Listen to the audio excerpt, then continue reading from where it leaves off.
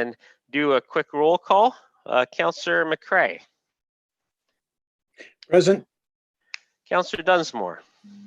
Present. Councillor Kittredge. Present. Councillor McElwain. Present. Councillor Van Leeuwen. Present. Councillor Foster. Present. Good, we're all here and all our technology is working. Are there any disclosure of pecuniary interest under the Municipal Conflict of Interest Act? Okay, seeing none, we have an agenda here that the Council of the Township of Center Wellington confirmed the agenda for its meeting held June 14th, 2021. Mover for that, please. Councillor Dunsmore, seconded by Councillor McCrae. All in favor? And that is carried. And we'll move. We have one item on the agenda today, and we're looking at our procedural bylaw.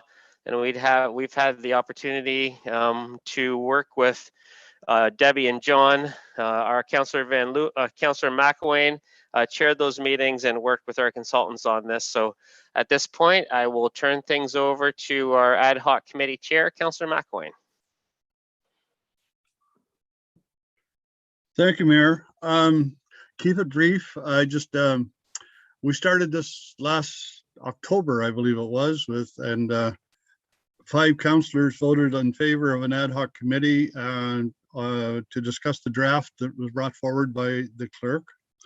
The mayor set the ad hoc committee with me and 2 councillor members who were the 2 who favored the draft as it was, so left me a little bit concerned to start with. And then our first meeting, we had the 3 members of the ad hoc committee plus the clerk and CAO, and it became obvious pretty quickly that we weren't progressing particularly well. So Councillor Dunsmore recommended that we have a consultant join the ad hoc committee, and council agreed to that. And Councillor McCrae then suggested we delay moving forward until after the budget meetings were finished at the beginning of the year. So when we restarted in the spring, Debi and John were hired as our consultants for going forward. We had a public meeting on May the 10th and have had 2 ad hoc committee meetings since then. And plus Debi and John have done a significant amount of work in between the meetings and preparing updates or reviewing the bylaw and suggesting changes to it. The one concern, I guess, after going through the whole process, because we have made some good progress, but I did have one concern, and I think we went for efficiency instead of effectiveness, to go back to a comment that was made in the last public meeting. Carrie prepared summaries of progress to date for both of the meetings, and that was kind of used as the agenda for the meetings. And unfortunately, summaries miss a lot of detail, and so I think there were a lot of things that didn't get discussed in the detail that they deserved. And even with that, we ran out of time before we got to the end of the progress in the second meeting. So there's still outstanding questions to be answered. I know Debi and John have been reviewing all of the comments that were sent in, but we never had a chance to discuss the reasons that they have found them to be not applicable, or whatever reason they were not included in the updated bylaw. So I hope that we get an update today with a bit more detail than that. We still have 2 weeks before it comes to council on June 28th. So I hope anybody listening will get additional comments submitted as quickly as possible, and give Debi and John an opportunity to put those final changes into the bylaw.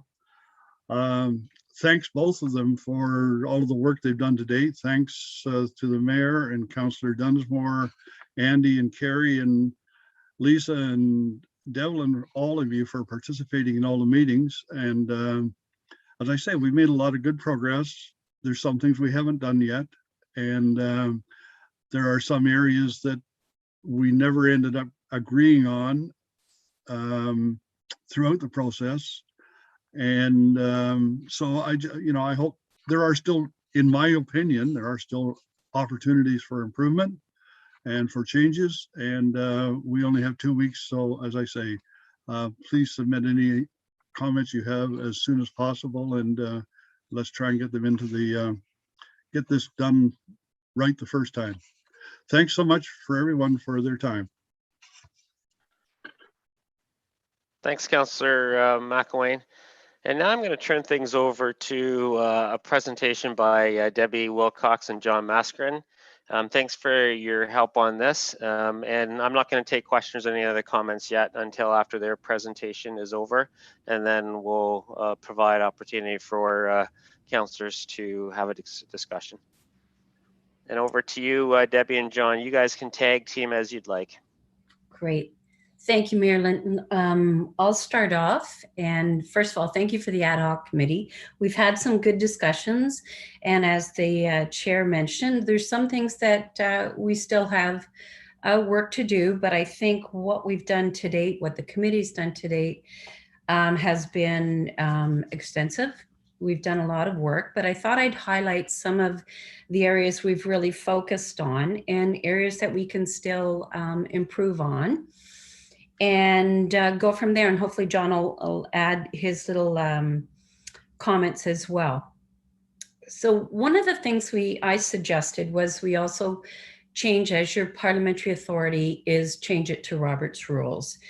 And the rationale for that was, number one, it's a parliamentary authority that is updated regularly.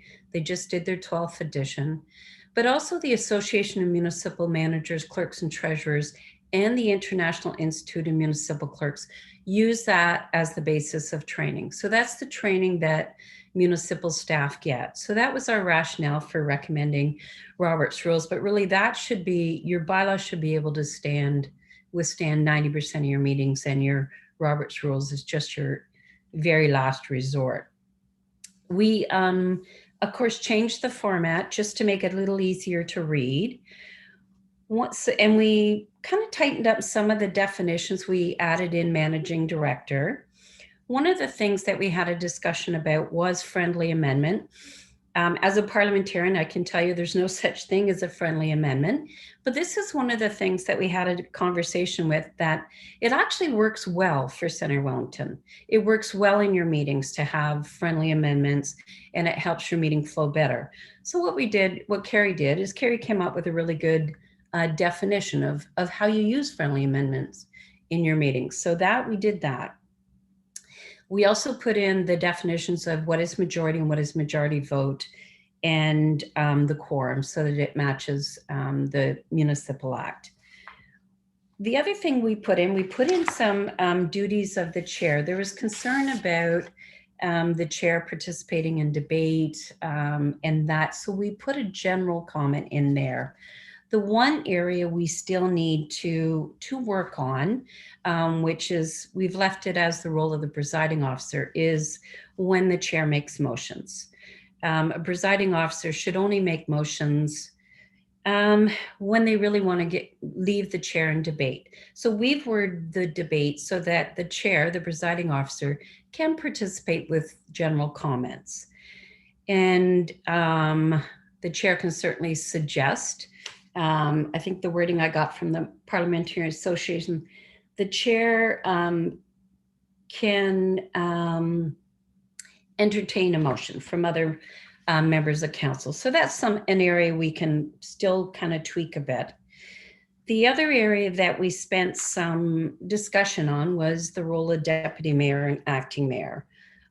First of all, my question to Carrie was, why do you need both? Why do you need a deputy mayor and acting mayor? And she did explain the rationale, and I understood that. So what we put in, we've left it in And we've also added in the draft a clause if you want to do lottery. The one provision I want to stress to members of council is the Municipal Act actually gives the head of council, it has to be by consent of the head of council. So you can put it in the procedure bylaw, but there's still that provision in there that it requires the consent of the head of council. So I wanted you to all to be aware of that. The other things we put in, we just rules of debate. Again, we put it, added the chair, just adding a little more clarity in the definitions. One of the things we added, there was some discussion about the amount of debate that goes on meetings and how sometimes the discussion can get quite lengthy at times. So what I've put in there that is totally up to your discretion is that members of council ask 3 questions.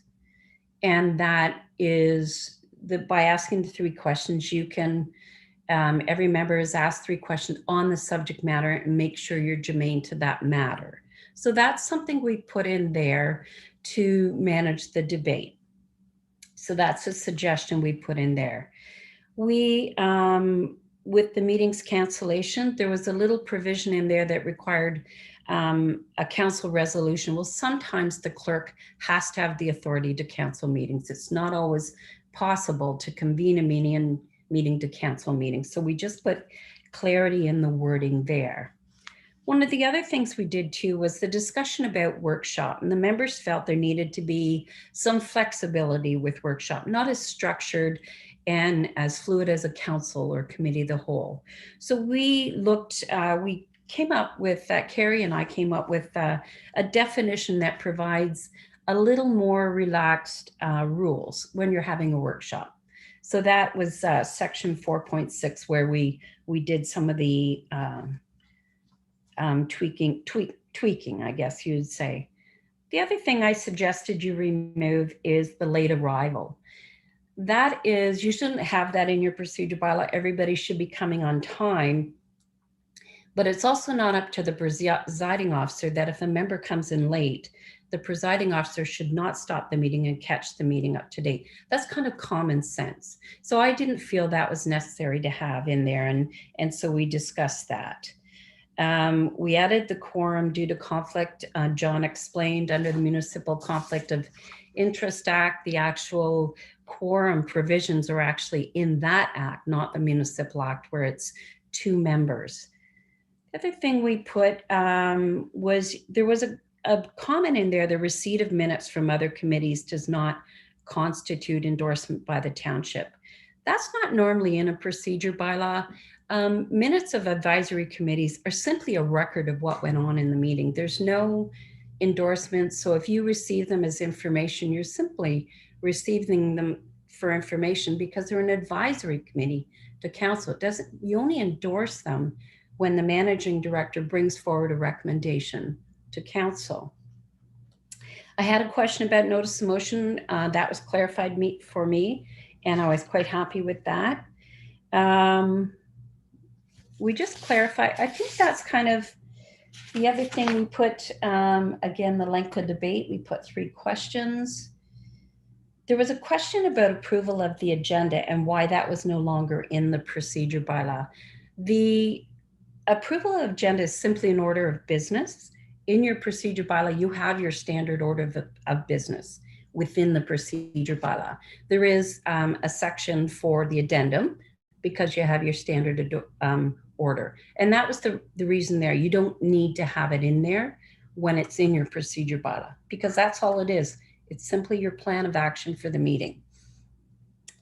And I think that's kind of my high-level overview for, I can't tell you the amount of work this committee put into it, going through the summaries that Carrie provided to the committee, but I think we're fairly satisfied with it to date. And now it's up to this council to determine if it works for you and what changes you would like to make sure that it works the best for you. As the chair said, we want the perfect one going forward for the next meeting. Okay, thank you. John?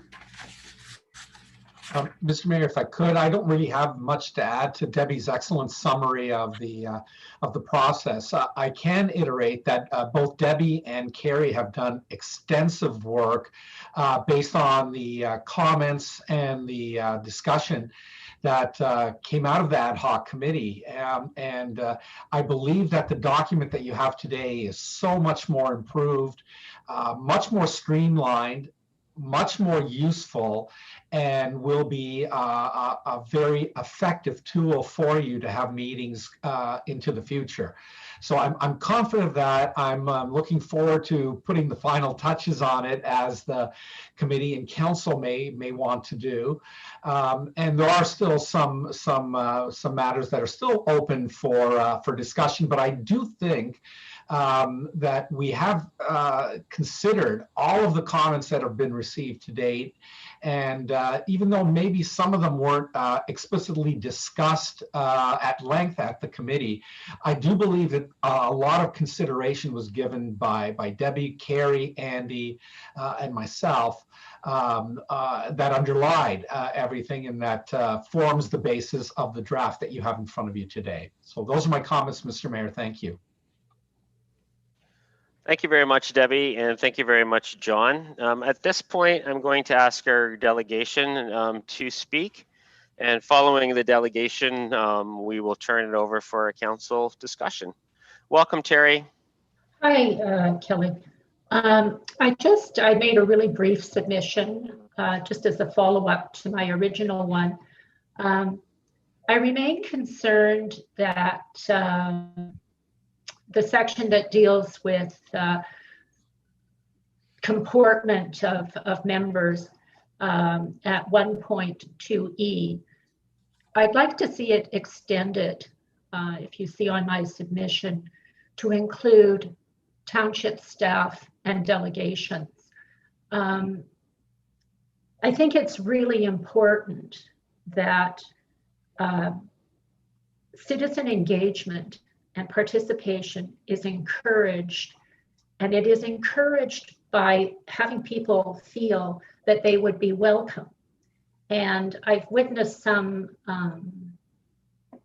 things on council that I would consider contribute to a toxic environment. I've only been a delegate in person once before, and it was a terrible experience. And so I feel really strongly that this is important. Aside from that, I think that civility goes a long way to fostering diversity on council over the long term.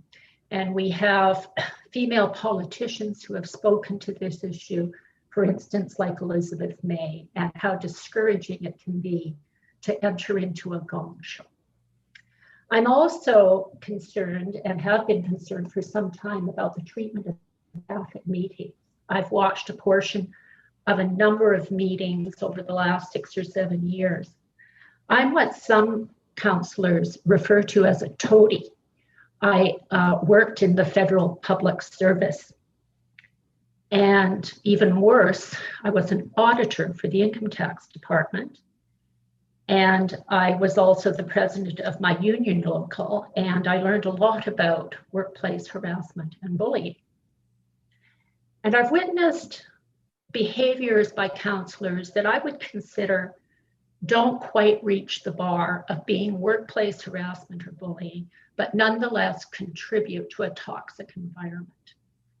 And when you say something against one member of a staff at a council meeting, it feeds out, and I can only imagine what staff are feeling sometimes. I have found it horrific.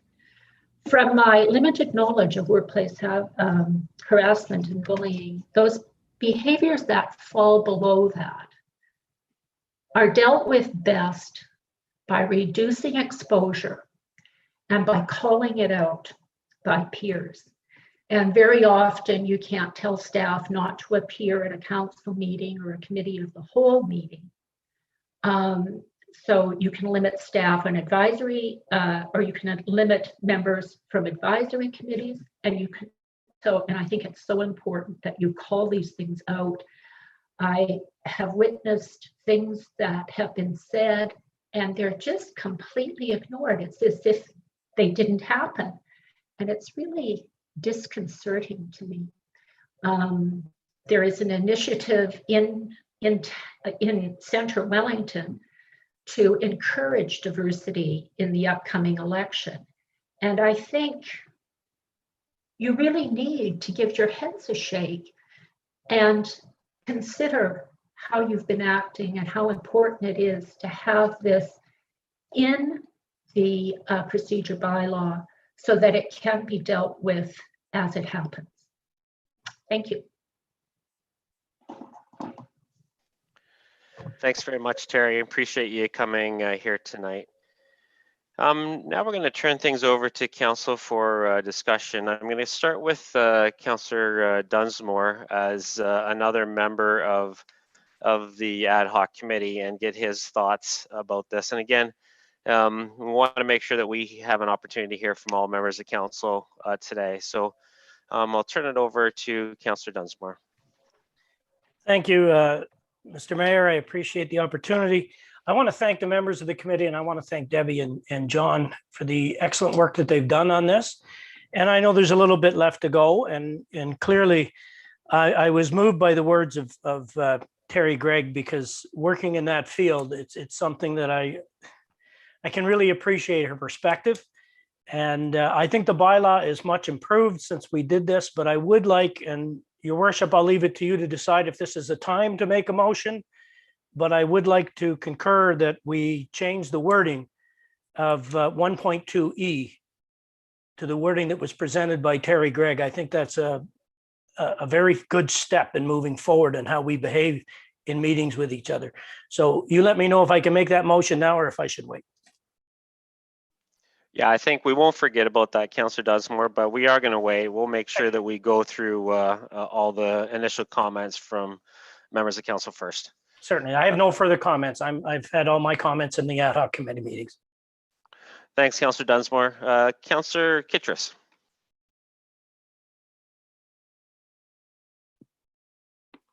Thank you, Mayor. I have a question. I have several questions, but my first question is for Councillor Kirk, who was the chair of the ad hoc committee. And my question is, with your experience on the ad hoc committee and as chair, do you think the submissions by citizens and councillors were fairly and adequately considered in an objective manner by the committee, by staff, and by the contracted consultants for the procedure bylaw? Through the mayor, it's a difficult question to answer, Stephen. I mentioned in my opening that we didn't have the opportunity to discuss a lot of those submissions. And so I know John and Debbie reviewed everything that was sent in. And as you've heard both of them mention during their presentation, they did a lot of reviewing with staff, but they didn't review anything with the other members of the ad hoc committee between meetings. So I don't know what was discussed at all in those meetings. I don't know. There's, as I say, there's a lot of questions that, or a lot of submissions that came from other councillors and citizens that I would have loved to have discussed, but we ran out of time. And I don't know how thoroughly they were reviewed at all, to be honest. I can't answer that question with any authority at all, Stephen. John, do you want to respond to that? I just want to counterpoint to that, Mr. Mayor, if I could. All of the comments that we did receive were given the proper weight and consideration that they merited. That's my comment, and they may not have been discussed at length, but we brought forward our best view of the procedure bylaw, and what we believe is the proper form of bylaw to the committee. And it wasn't the committee's job to sit there and to draft the bylaw. That was our job to do, and I believe we did that and brought forward what we felt was appropriate, and due consideration was given to all of the comments that were received.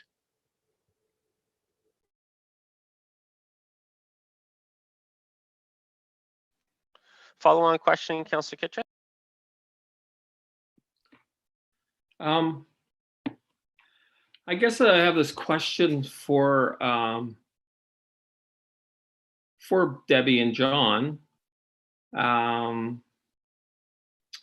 The ad hoc committee made the motion to have consultants, and then a new motion was made by Councillor Ian McCrae to have consultants, and Councillor, as the chair, Councillor McElwain had already stated that. And the submissions of the citizens and councillors were supposed to be dealt with, I think in the last meeting, line by line.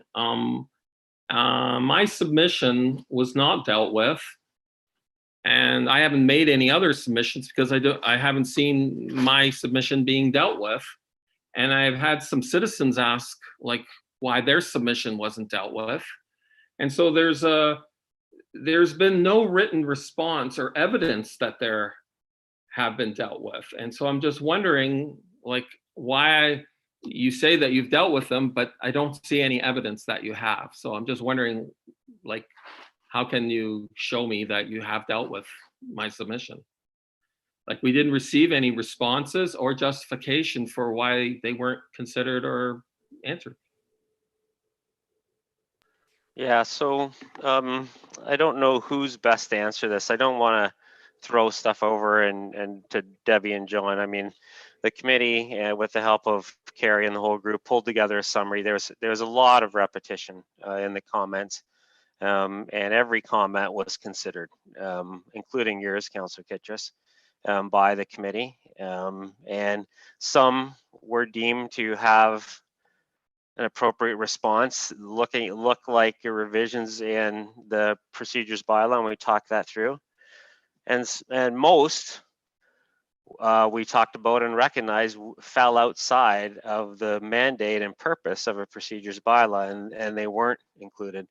The purpose of the ad hoc committee was to look through that and provide recommendations for changes to the procedures bylaw. The purpose was not to do a detailed response back to each person who put in some suggestions. That was outside the realm of our responsibility and our task. Debi or John, did you want to have anything to add to that?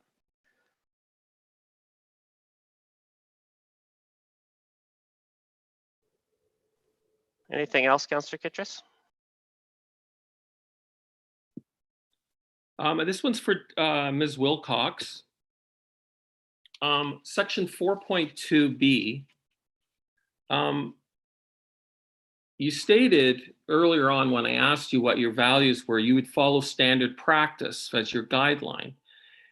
In section 4.2b, it appears to not follow the standard practice of having the last meeting in October or November to show appreciation for non-returning members of council. Every municipality in Wellington County, except Centre Wellington, and almost every municipality in Ontario seem to clearly hold appreciating meetings in these months. As far as I know, Centre Wellington is the only municipality that doesn't. Are you following the standard procedures as you stated you value, or are you just following what is the status quo of what Centre Wellington has already done? So I'm just wondering, you say that you're doing, but we're the only ones that ever do that. Like for the last 2 terms, we've had no appreciations of the people that are not returning. It is in the procedural bylaw, so it's not something that's totally random and not part of the procedural bylaw. And what happened is that you haven't addressed that. So can you answer that? Through the chair, you're talking about 4.2B, which is the year of a municipal election, no meetings shall be held after the Wednesday Yes, following Thanksgiving Day until the inaugural meeting of the new council. yes. That is a practice that when we discussed it with Carrie, that is a practice of Center Wellington. As far as appreciation meetings, I don't really know what you mean by appreciation meeting. What is an appreciation? If I could ask for clarity on that, I've never heard of it. Yeah, that would help me out too as well. Councillor Kittrus?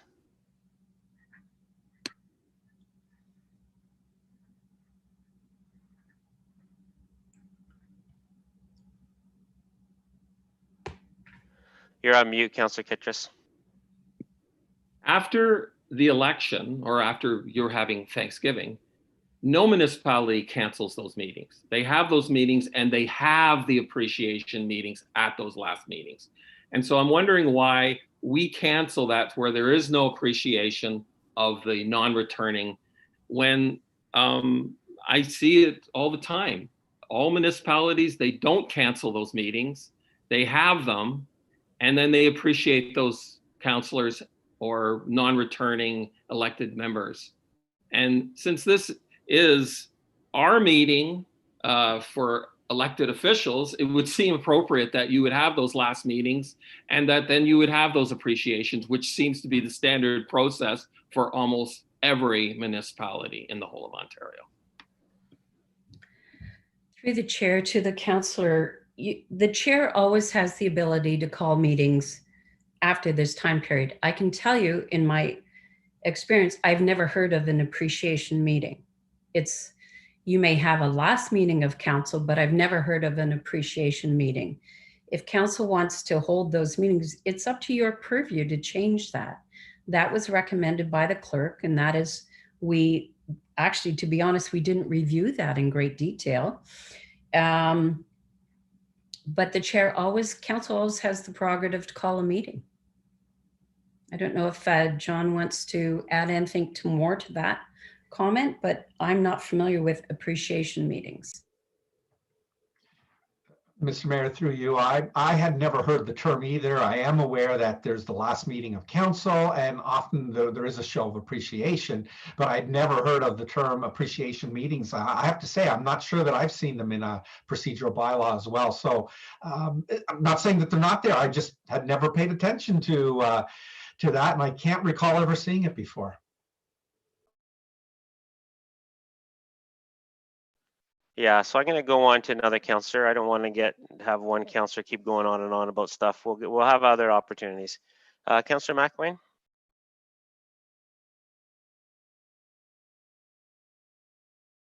Thank you.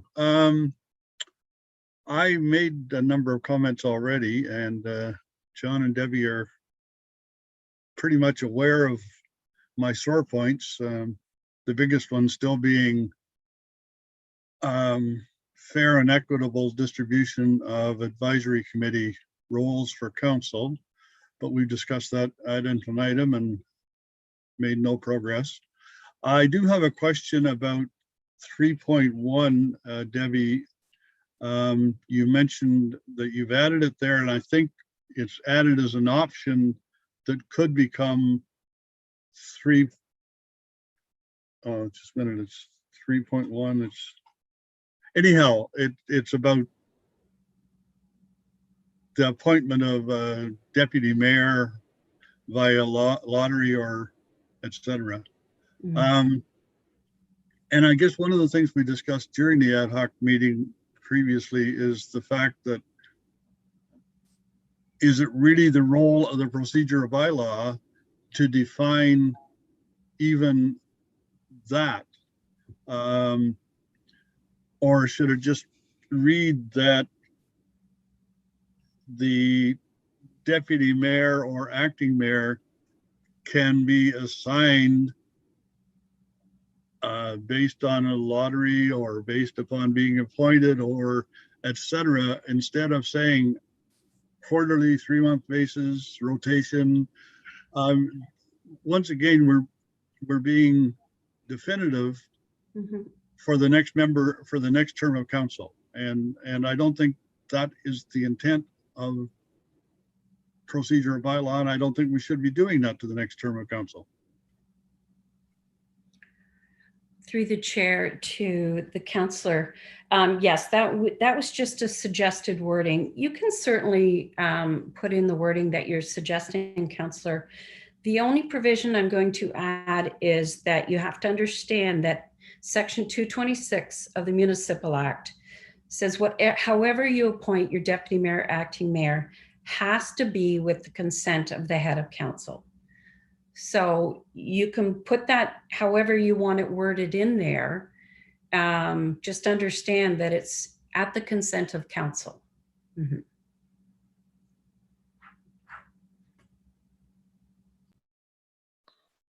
Councillor Van Leeuwen?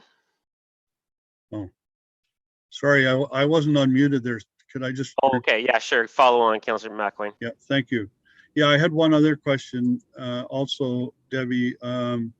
Very similar, and I'm looking for the number here, but basically it's to do with chair of the advisory committees. And once again, it stipulates that the chair shall not be a member of council. And once again, that should be a feature of the terms of reference of the advisory committee, not something that we dictate to them. Perhaps the next mayor will want to have councillors as chairs of advisory committees because it makes sense in so many ways.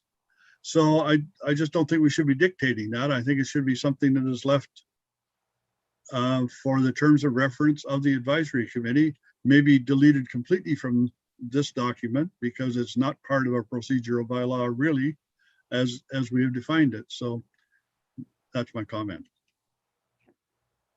Through the chair, that's 5.1E. I would be fine with you deleting that and putting that as part of your terms of reference. There's no problem with that at all. Thank you.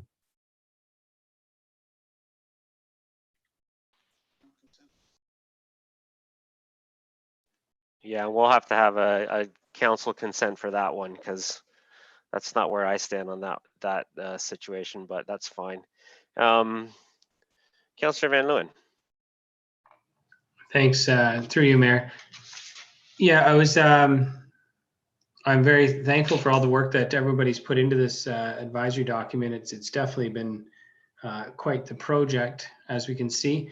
One of the things I have to say, I'm very thankful that you left the friendly amendment term in there. We do, as council, get a lot of work done sometimes when we use this friendly amendment section, and I also believe that that anything that we do within this document, we are going to affect the next council no matter what, and then they would have to do changes as they see fit. But I personally just want to comment there that I'd prefer to leave that members of council do not sit as chairs of the advisory committees. I think the advisory committee then has its ability to work independently and then give good advice to council. So anyway, that's just mine. I think it's a good document, and thank you, Debbie, and appreciate all the work that you have both done. Thanks. Councillor Foster. Thank you, Mayor Linton. I have 3 questions, I believe. My first question is in regards to, it's for Debi and John. Debi and John, one of the principles of all Westminster democracies is the principle of the neutrality of the chair. And I have some concerns with this draft that it centralizes power with the chair. And I'm wondering if you can help me understand. I know submissions were made regarding this matter. And in particular, submissions were made regarding whether the chair needs to vacate the chair in order to debate a question or move a motion. So I'm wondering if you have any draft provisions that address this matter when the chair needs to vacate in order to either move a motion or debate a question.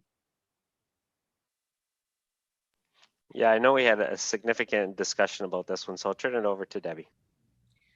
Through the chair, the mayor still is a member, so has full voting rights as any member does. As far as vacating the chair, that is an area that we didn't come to an agreement on, Councillor. That's something we still need to fine tune. We put in that the chair can participate in the debate, with general comments. I think was the wording we put in was, we kept it simple so that the chair can ask questions or comment in a general manner. That's 3.7E. But as far as when the chair vacates or that, we did not come to a decision on that, as which I mentioned at the beginning of my presentation. That's one area we didn't come to an agreement on the wording. So that's one area that is still outstanding for me to work on with Carrie. But can you either you or John speak about the neutrality of the chair as a Westminster model? I didn't run an election to be mayor of Center Wellington to be neutral. Can you speak to that concept? Because that's the concept that's really driving some of the suggested action. And I'd like somebody to speak about the role of the presiding officer to be strictly neutral in a debate. If I could briefly, Mr. Mayor, through you, and then Debi may have some comments as well. And I think Debi has already said this, Councillor Foster. The chair presides over meetings. The head of council presides over the council meetings. However, there is nothing that requires the chair to remain completely neutral.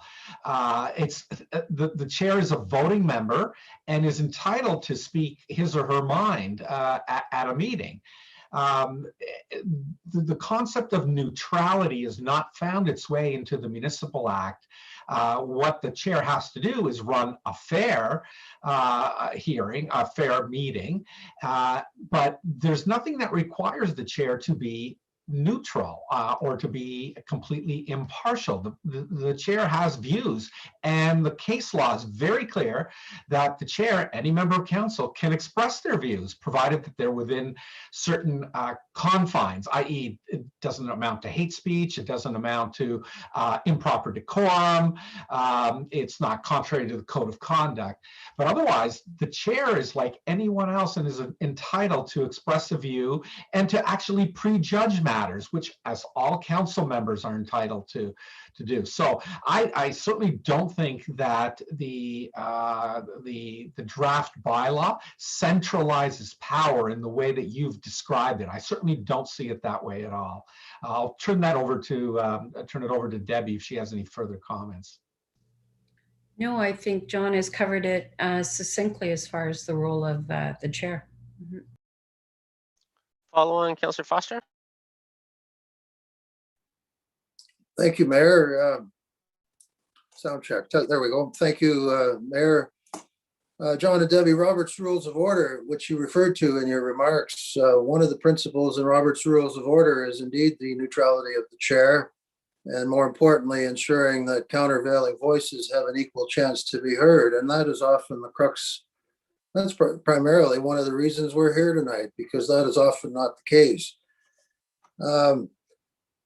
And one good example of that is the wording in some of the rules of debate. You have, I believe the draft has wording such as this: the chair will permit up to 3 questions. And Debi, you spoke in your introductory remarks about to this matter, and I believe that wording needs to be changed to something like each member of council shall be entitled to or shall have the opportunity to ask at least 3 questions.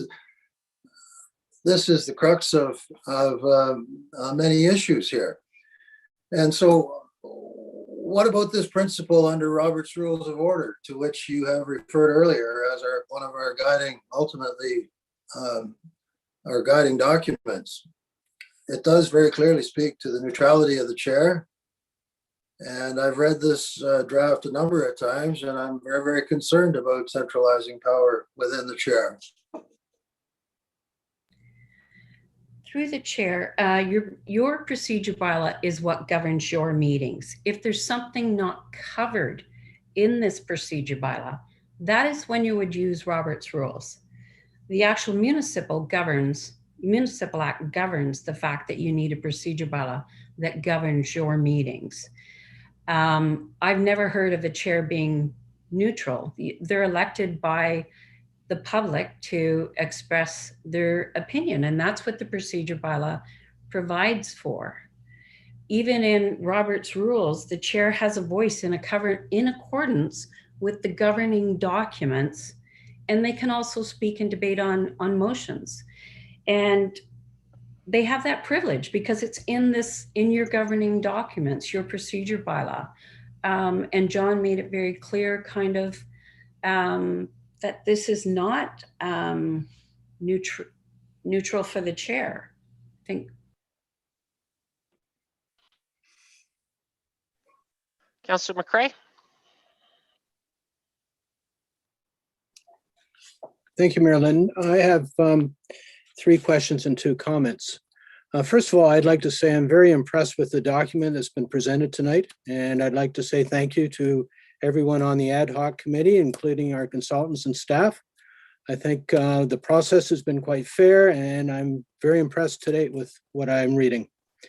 My questions are related to section 2.1 BB, page 4, referring to point of privilege. Can the definition be extended to include delegations? This question would also apply to section 3.9A. And following up on what resident Terry Gregg submitted is section 1.2E on page 3.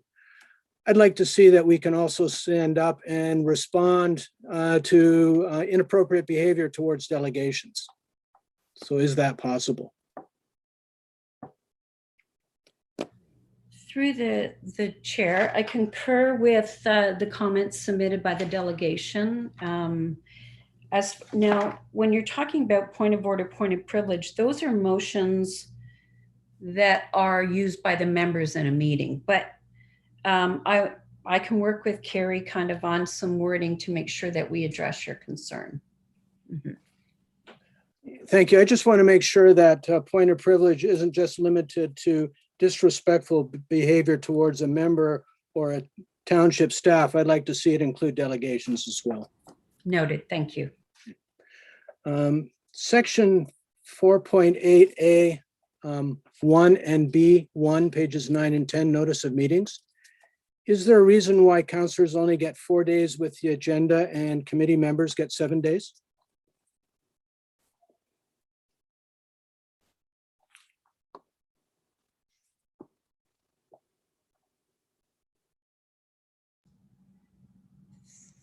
Through the chair, section, what was that section again? Section 4.8A, number 1, and number B1 on pages 9 and 10. Through the chair, we did have discussion with staff about the notice provisions. The committees, and maybe Carrie, the clerk, can speak to this, because I think the committees are different than the council and the committee of whole agendas, but I'll leave that to staff to answer that question. Yeah, I'll let Carrie answer that question. Through you, it's mainly because the meetings of the advisory committees are held at the beginning of the month, after the council meeting of the previous month, and committee has already occurred. There are a lot less agenda items, and the timing just affords us the ability to get them out. We usually get them out on a Friday. Some are not 7 days, but for economic development, it could be 7 days depending on the cycle. But there was no intention to cut one off and extend one. It's just the way in which the cycle occurs with the placement of when those meetings are held. Okay. Andy? Thank you, through you, Mayor. Also, during the ad hoc committee, we did discuss, and I know John and Debbie both made comments to the fact that 4 to 5 days was a fairly standard time frame for councillors to receive their agenda packages in preparation. Their experience, and as we've seen, and those of us that have worked in other municipalities, if you go beyond that 4 or 5 days, you end up receiving large amounts of addendums the day of or the day before, because there's material and information has come out since the 7-day agenda, and therefore the majority of places are still keeping to approximately 4 or 5 days for having agendas out. Thank you. My final question is related to section 4.17A on page 12, electronic meetings. Does the phrase members may participate electronically imply that members have the option of attending either physically or electronically? For example, a councillor is in quarantine but still competent to participate in a meeting. Would they be allowed to participate electronically? Carrie can handle that one. Through Mayor Litton, the Municipal Act does give us the authority to do that. However, we currently do not have the technology in place to, that would be a bit of a hybrid, and we do not have the technology in place at this time. We are investigating, and it may be part of the budget process, but we currently do not have the technology to do that hybrid type of system now, but the Municipal Act does allow us to. Thank you. Hopefully we can bring that forward as a budget item.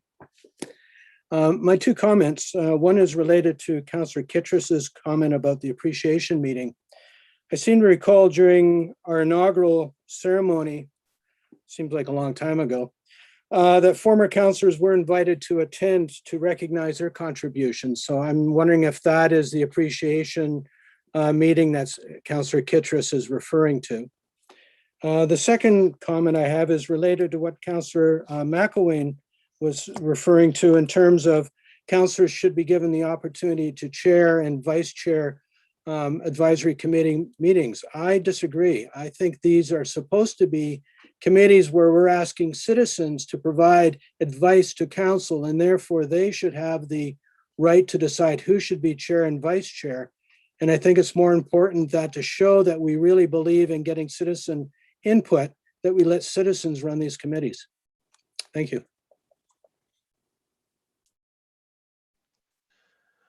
Councillor Dunsmore? Yeah, I've heard a lot about not strapping the next council, and we had a lot of discussion about assigning people to committees and stuff, and you'll see that that's not in the bylaw, and that's because we don't want to strap the next council with that.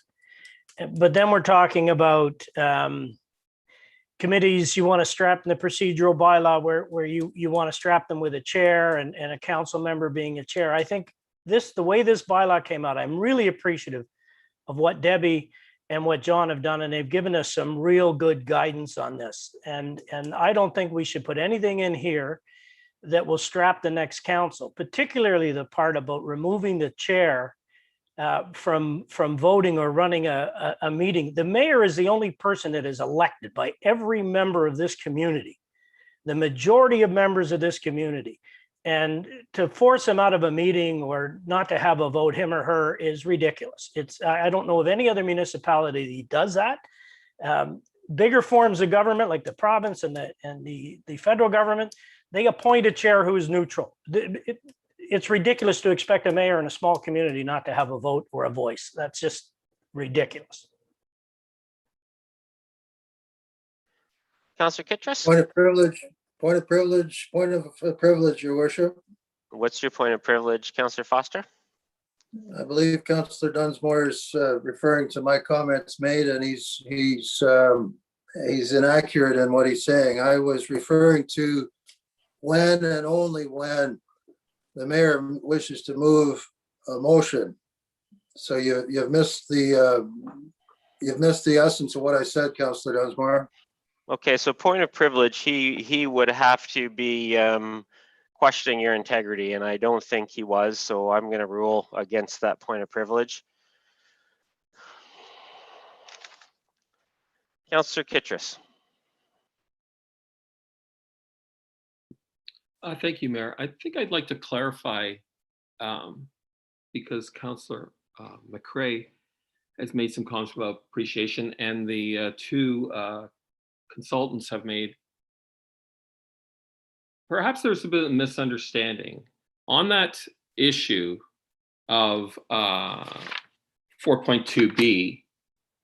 The issue is that the last meetings of council for their term, in every municipality, they have them. Only Center Wellington doesn't. They cancel them.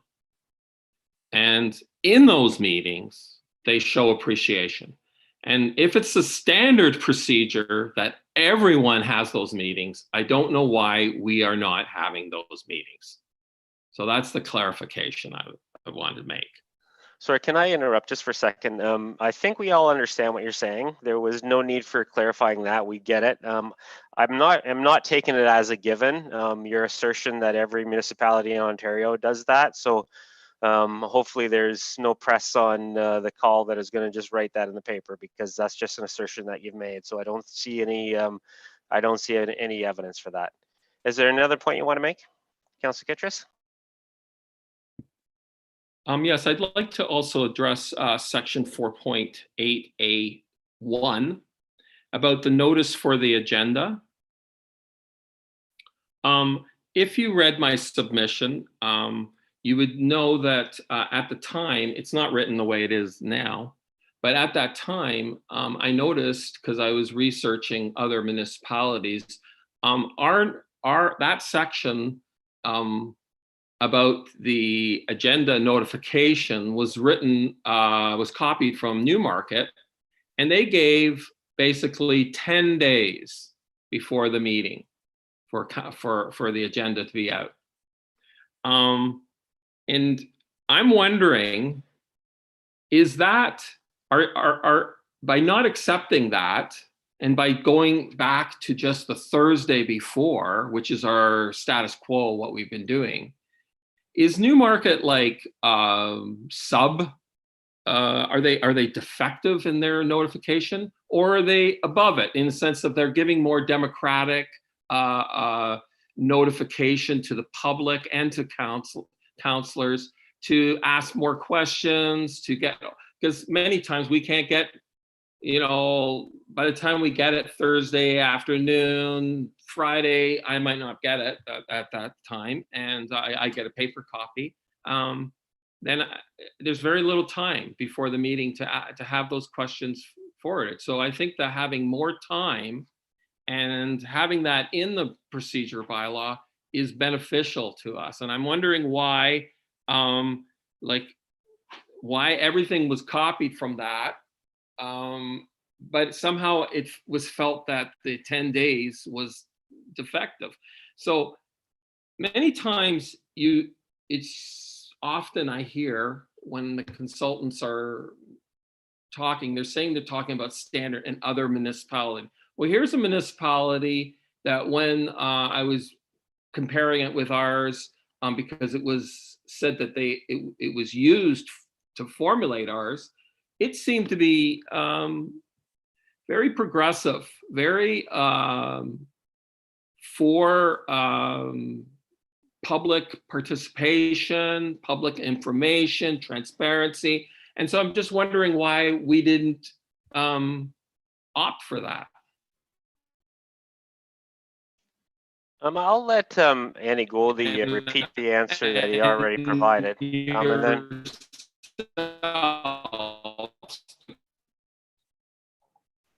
Thank you, through Mayor. As I mentioned previously, we'd love to be able to compare it to Newmarket for a lot of our standards and issues, including the number of staff that are helping prepare and outsource those agendas to council, including the number of staff that are actually authors of the report. We have a very limited number of staff that are working on those reports, and also numbers within the clerk that over the past couple of years, there are numbers of increasing meetings.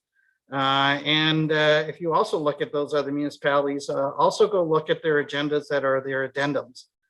They may have 7 to 10 days out, but there's typically a package going out a day or two before the meeting with substantially additional material or amendments or changes based on that time frame that they've had to have that information out that has either been corrected or additional material. So We can meet higher standards for setting those out, but that all comes with additional resources, and the council's knowledge that there will be additional addendums and additional information sent out to them prior to the meeting, that staff were unable to get all that material prior to the 7 days. Councillor McElwain? Thank you, Mayor. I wanted to comment, both Councillor McCray and Councillor Dunsmore obviously misunderstood completely my comment concerning having councillors as chair. What I said was leave it out and let the terms of reference of the next council determine who was going to be chair, and not dictate that to them, because there's no time to change the procedure of bylaw before the next set of advisory committees get started up. And so we're dictating what the next council is going to do, and that's not the whole point of a procedure bylaw. We're supposed to be defining the rules of our meetings, not defining the rules of the next council. That was one thing. The other comment that I wanted to make was that, and I can't remember specifically where it is in the document, but there was a point about that, based upon Terry Gregg's comment, that members had to show respect to each other, kind of idea, and she wanted it expanded to include others. And I don't have any problem with that. I think it's standard process anyhow, but I think when it says all members have the right to be treated with respect and courtesy, that whole section is about members. It's not about delegations. And I just don't think it fits there very well. That's my only comment. I don't have a problem with putting that comment in someplace, but I just don't think it fits in 1.2. That's all. That's it. Thank you. Councillor Van Loon?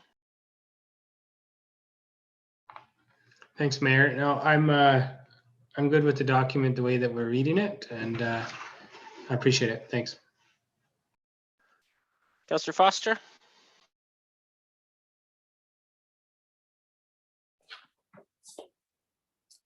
Thank you, Mayor. First of all, I do agree with Councillor Kittredge and CAO Andy. I see nothing wrong with having an agenda out, let's say on a Monday rather than a Thursday, even if there are addenda. Having it out on a Monday gives us 4 business days instead of just 1 to think about and consider and research the items. Even if there were addenda added on the Thursday or the Friday, I think that's a better system than receiving a very large agenda, often on a Thursday afternoon, and having really just 1 business day, the Friday, to read it, understand it, research it, and discuss the matters with members of the public or members of staff.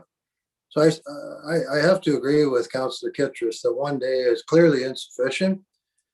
My understanding is there's been a lot of bandying about Newmarket. They do issue theirs 10 days in advance. I believe the city of Guelph issues it much sooner than the Thursday before. I think other cities probably do as well. I think it's pretty reasonable that the agenda comes out more than, that we have more than just 1 business day to receive and digest a sometimes 200 pages of agenda with the attachments. The second point I want to make, I remain concerned about centralizing power with the chair. When I was on council in the past, it was often said that the chair only votes on ties, as one example of neutrality. Councillor Dunsmore, you mentioned larger governments. Our own Ted Arnott as speaker, he's the chair, he's neutral, he's not allowed to vote. So yes, there is a very common tradition of neutrality in the chair. And my comments, as I already stated, refer in particular when the chair wishes to make a motion. So want to clear up that misunderstanding. Finally, I remain concerned about the line, the chair will permit up to 3 questions. And I'd like to make a motion that line be changed to something like, each member of council shall be entitled to ask up to 3 questions. That shouldn't be negotiable. And it's often breached at our meetings, and I'm very concerned about that. And so I would like to make that motion that wording be changed. Yeah, I'm not going to accept motions yet, but we're going into the motion round now. So one of the things that we have to do out of today's session is, obviously we're not approving anything now, but we do have to provide some direction for going forward. So now is the time. I want to go around again. And if you have any thoughts of action we can take, let's put a motion on the floor and provide some directions for the next phase. So I'll start with Councillor McCray. We'll go around. Now's the chance, if you want to see a change, that you put a motion on the floor. Councillor McCray. Thank you, Mayor Lynn. So if I can understand this, if we want any changes to the document, we need to put forward a motion to that effect? Yes, that's the only way that we're going to find out that we have majority support for direction here.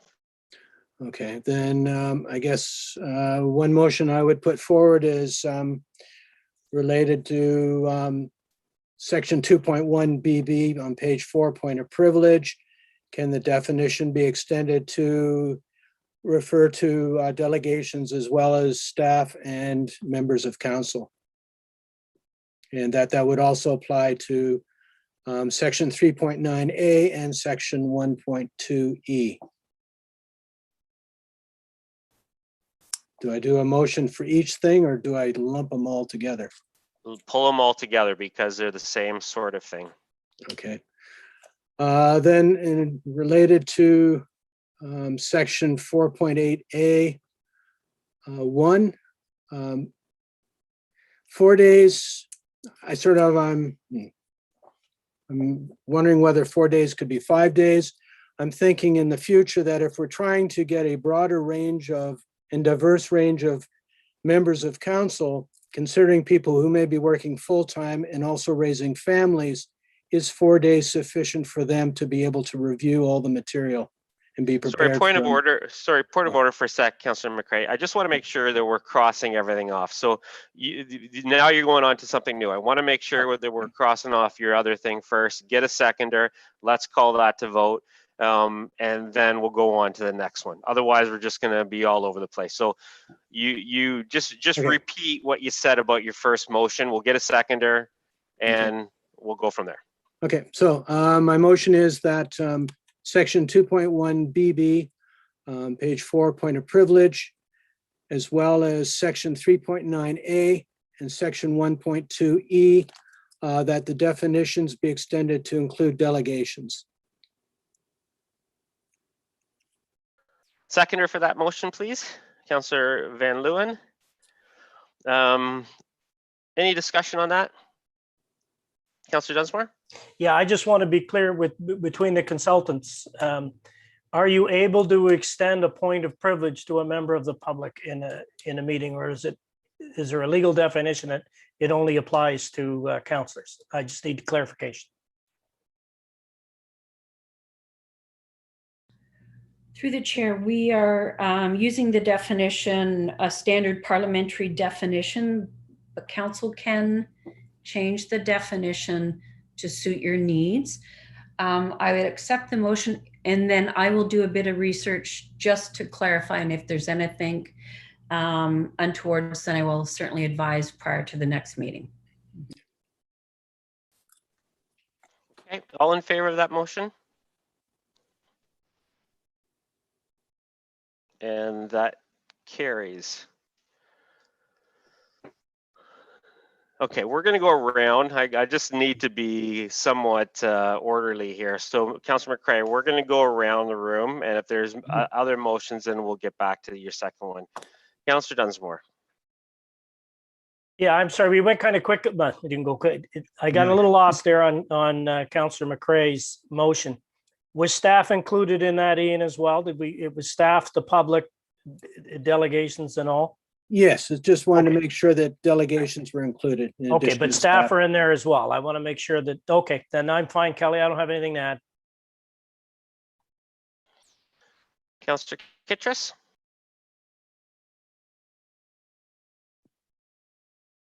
I guess I'd like to change the 4.2,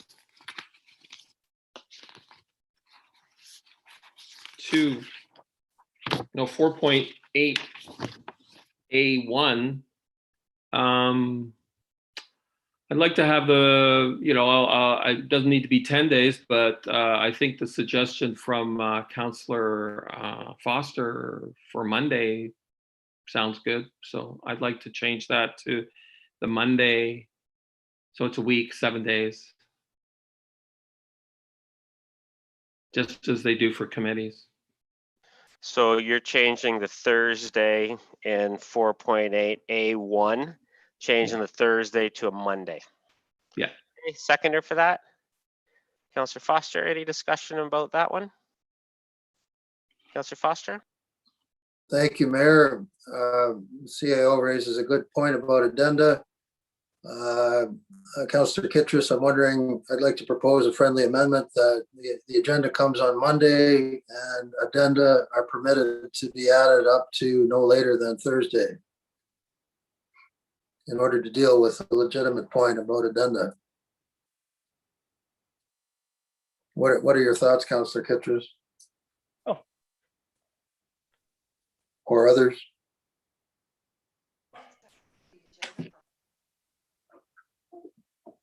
Having the agenda on the Monday lets us know what the topics are, what the subjects are, and how best we can prepare. Yeah, no, I think we get it. We get it. Councillor Dunsmore? Yeah, and I'm fine with the way the agenda goes here because we have a committee of the whole, the way we operate. So we get the agenda on the Thursday before the committee of the whole, and the council meetings are usually approving stuff that have come from the committee of the whole that we've already talked about. So in essence, we've got 2 weeks to begin with. So I don't see the need to put a crunch here, and we're going to end up hiring more staff. And I don't think it's reasonable. And putting a limit on the amendments to that agenda, now that has to be by the Thursday. Now you're strapping. If we get any kind of a problem that comes up on a Friday and they want to put it to a council meeting on a Monday, they can't do it because you've set a procedural bylaw that says they can't. They have to do it by Thursday. You can keep talking while your microphone's off, Councillor Foster, but I have the floor. Any other thoughts about that one? Councillor McCray? Thank you, Mary Lynn. I'd be satisfied with 5 days as opposed to 4 days, and that we receive the addendum right up and to how we get it now, because information comes in at the last minute and we should have a right to see that. So to try and cut off addendums a few days before the meeting, I don't think is appropriate.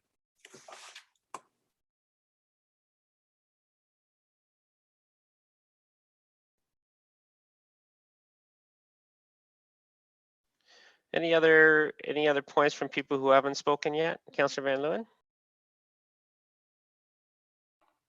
Thanks, Mayor. I seem to remember us doing that and having this conversation, not at the procedural bylaw level, but we've had it at a regular council meeting where we discussed some of our strategies and how we can improve communication and possibly having this bumped up for a longer period. And we had some input from the clerks at that time that really gave some explanation. And I remember that we didn't change it at that time.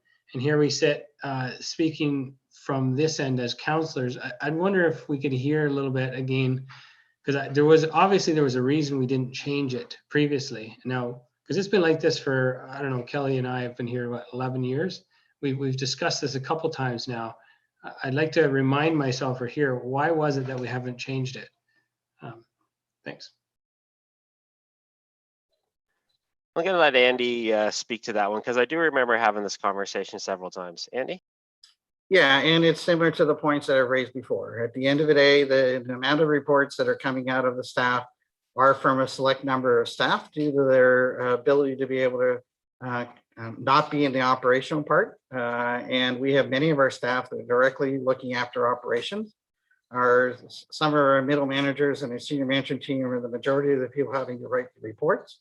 And their time in order to get the information, many of the days and many of the reports, we're either waiting for a consultant or a developer or a third party to provide additional information to the reports. So we have a process whereby we're getting the agendas to the clerks by Wednesday afternoon. The clerks are getting them all compiled. And as you've seen, many of the times we're getting out the agendas on Thursday. Councillor Dunsmore does raise a point with regards to that is why we do a committee of the whole and then a council meeting. Committee of the whole is where we debate that and have discussion and a vote. And then you have that additional week in order to review the material and reconsider or ask additional questions to get to the council meeting for a final approval. I can tell you now that the number of questions that we received about the report is very limited from council. We typically only see questions from the same councillors about the budget or about the council reports. The majority of council don't even ask questions or seek out information from staff. They are being questions raised at the council meeting.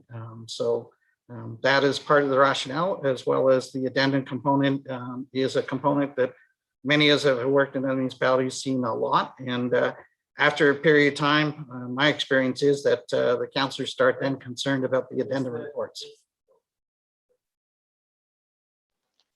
Councillor Van Leeuwen? Thanks, Mayor and Andy, for that. Question for you on regards to if we had the agenda and the meeting information went out on Monday or Tuesday, would we, and then we had addendums come forward, would we also be able to add additional items to the agenda per se that came up that we really need to get completed?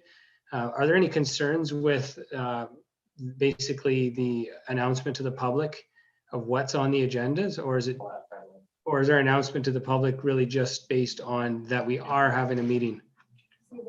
No, through you, Mayor, Councillor Van Leeuwen, you're exactly correct. We are required by the rules of legislation that the notices and information of what's going to be on the agenda are made public prior to the meeting. And I'd have to look to our clerk exactly how much that is, but we're supposed to at least give 48 hours notice of a council meeting. And with regards to reports, we're trying to get those out to the public. It's not just council that we're getting the information out to, it's the entire public that have access to our website to see all of those reports. Okay, so I just want to remind us all, we have a motion on the floor and it's changing the Thursday to a Monday.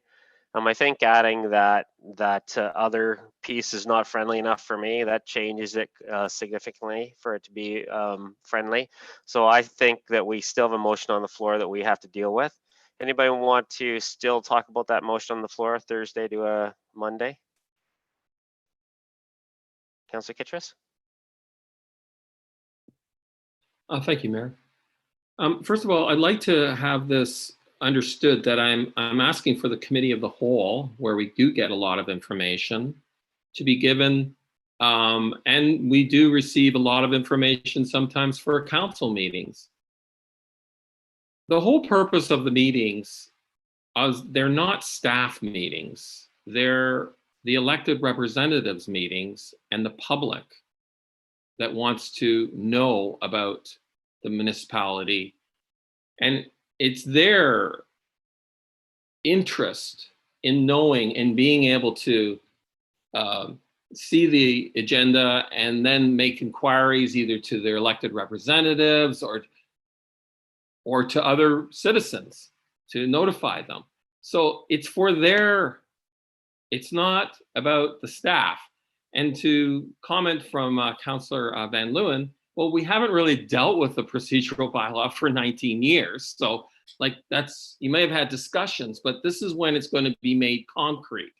And this is going forward that, you know, this is for the benefit of the elected representatives and the citizens to be notified. And I think giving more time is a positive and very democratic and progressive idea.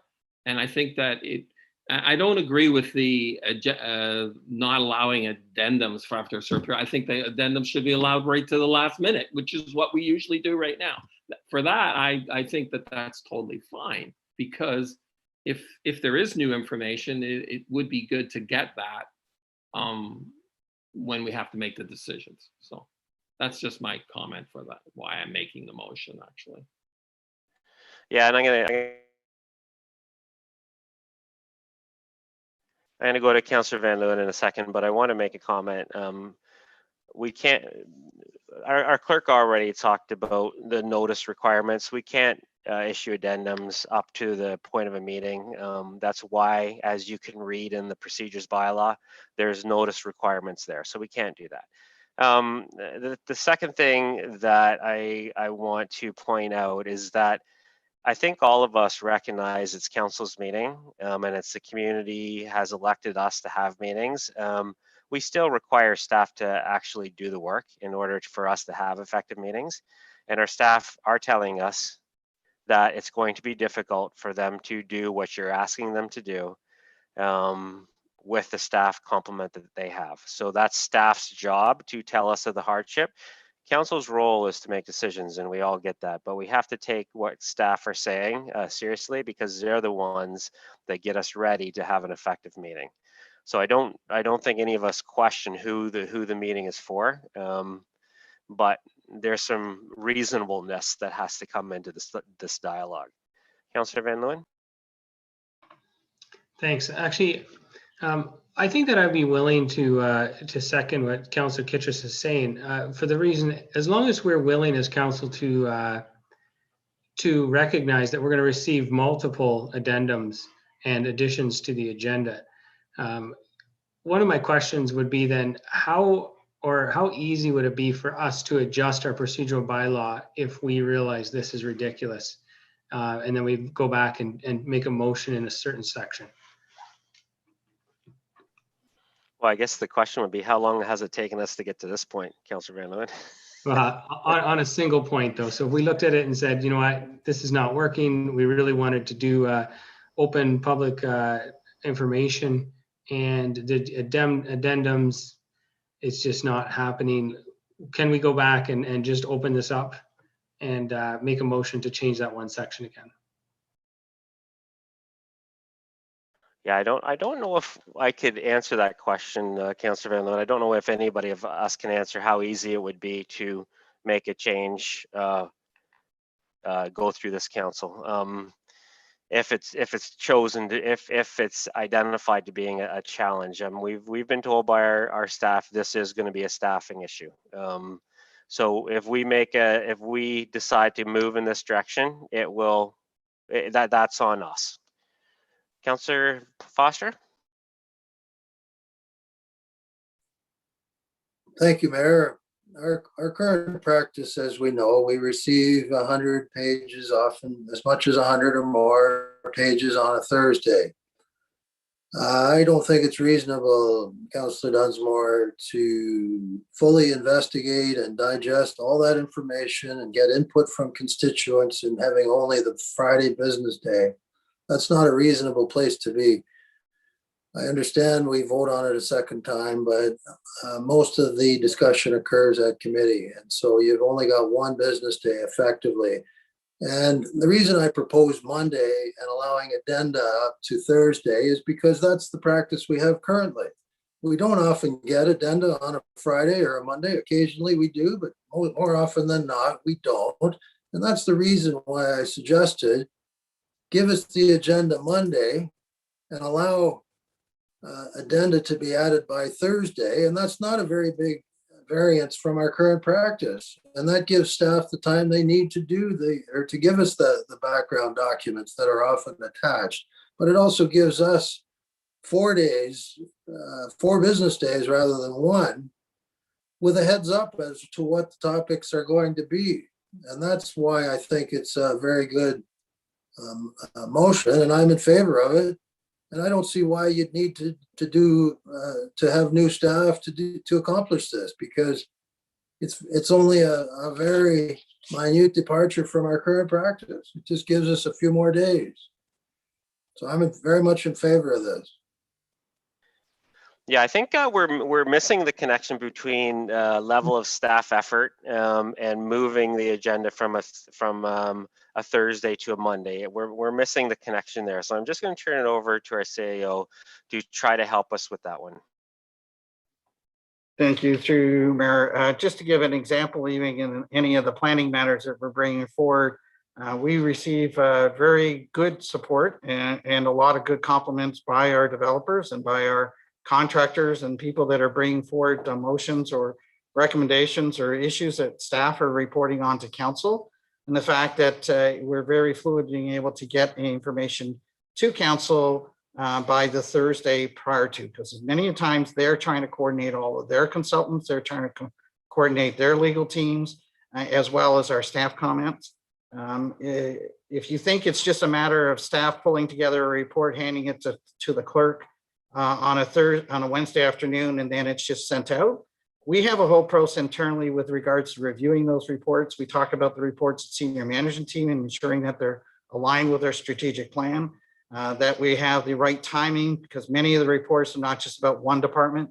They're interconnected with an engineering comment or a financial situation.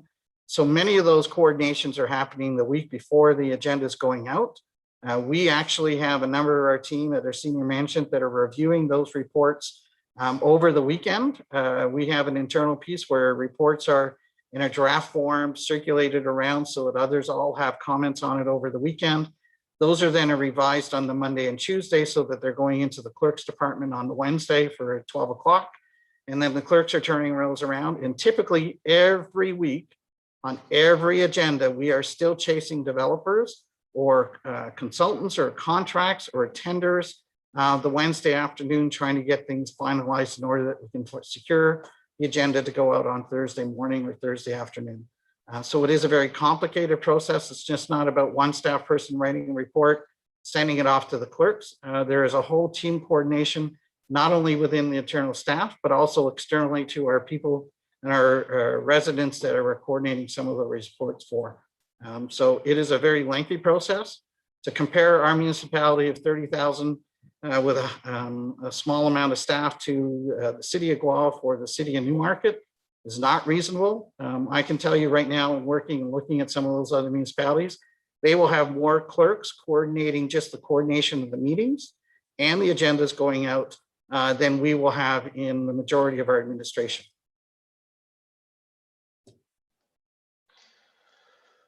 Any final comments on this, Councillor Kidd? Thank you, Mayor. I'd like to address some of the things that the CAO has said.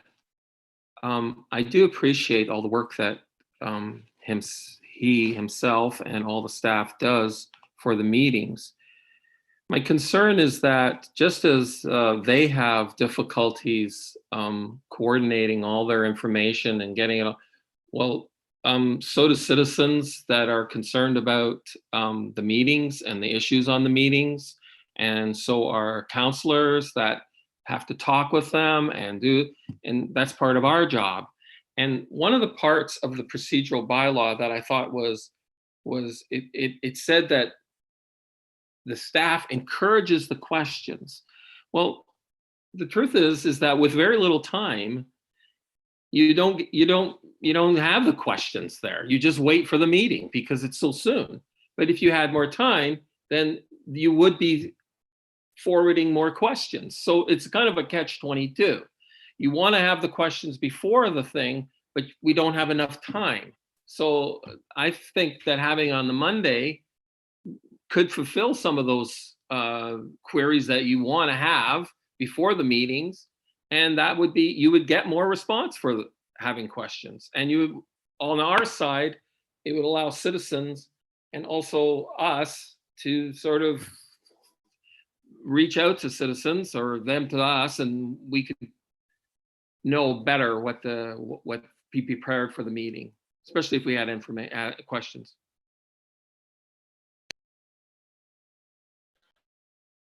Councillor Van Leeuwen?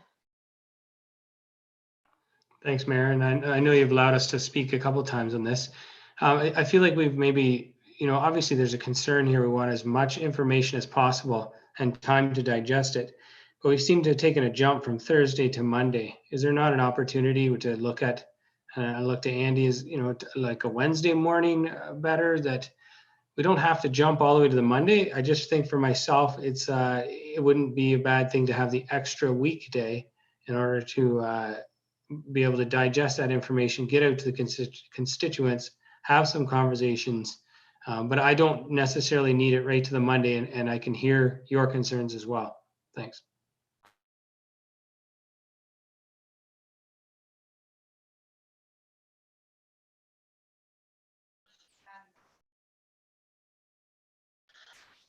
Anything new, Councillor Foster? I think it's important to recognize that we work for the people, and the public needs time as well to understand what decisions we're going to be making. And Friday is clearly insufficient. And I see nothing wrong with Monday, because we need the public to know what's happening. We need time to engage with the public. I take your point, Andy, about staff preparation time, but I hope you'll take my point, which is we work for the people. And one business day is not sufficient for councillors to digest the volume of information, nor is it sufficient for the public to do so. It's clearly insufficient. I've heard about it many, many times. And let's think about who we work for, and that's the citizen. One day is not enough. Okay, that's enough. I mean, you're just saying the same things over and over again. Andy, you want to speak to anything there? Just to say, Councillor Foster, staff fully recognize who we work for. We're speaking to the public every day and speaking to them in many situations. Some of the information we're waiting for is coming from those residents. I will just end by stating that if council so wants to have the information earlier, staff are more than happy to do that. However, please tie this conversation back to when we have our budget meetings. The last time we brought forward a requirement for an additional clerk, it was fought against from this council with regards to the fact that we had too many clerks. And now we have an additional clerk, and we have 5 extra meetings a month just from subcommittees that council has appointed. So there is a workload, and staff appreciate the fact that trying to get the information out in a timely manner is important, but it's also the fact that we have so many resources and lots of items that we're trying to bring forward to council for approvals. Okay, so I'm going to call this question. We've had a lot of time to talk about it. The motion on the floor, moved by Councillor Kittredge. Carrie? Through you, Mayor Litton, may I ask a question for clarification? I think technically, if you change the word Thursday to Monday, I would have to have a council agenda out on the day of committee. So I believe Monday proceeding for a council meeting, and I would require a day preceding or Monday preceding a committee. But what day preceding council? It would have to be a different day than the Monday, or the meeting won't have taken place. Given our cycle, will we be changing our cycle? Just asking for clarification if we're going to change that.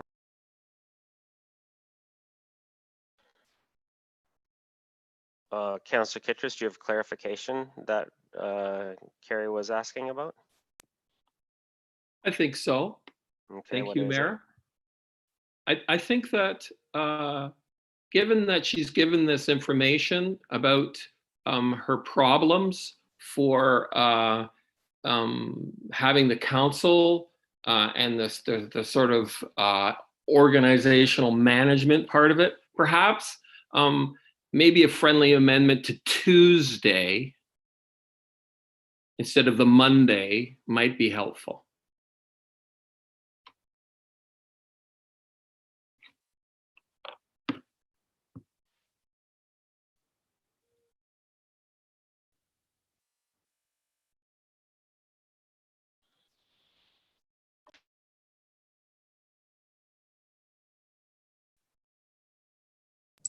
Well, through you, Mayor Litton, I can just try and explain that we will have the agenda out on the Tuesday prior to the committee meeting. And I will have the agenda out for council the day after the committee meeting. So the question is, does that give you enough time to do that?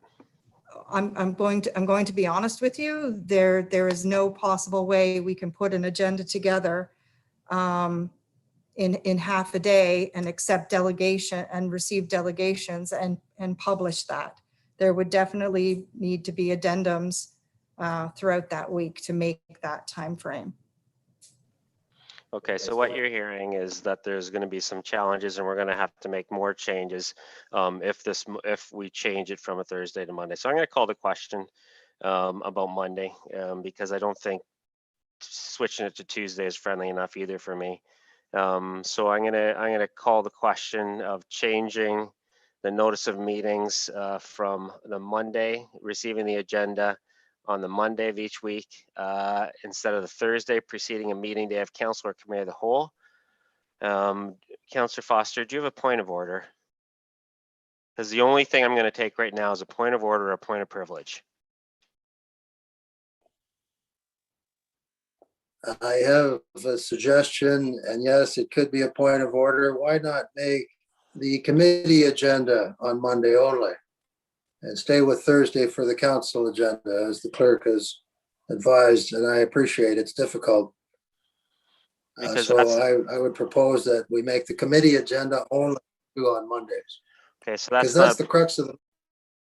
That's not a point of order or a point of privilege. We have to go through this process in the right way.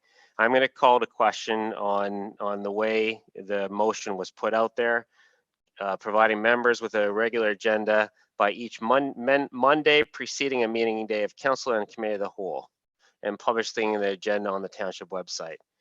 It was moved by Councillor Kittredge, seconded by Councillor Foster. All in favor of that?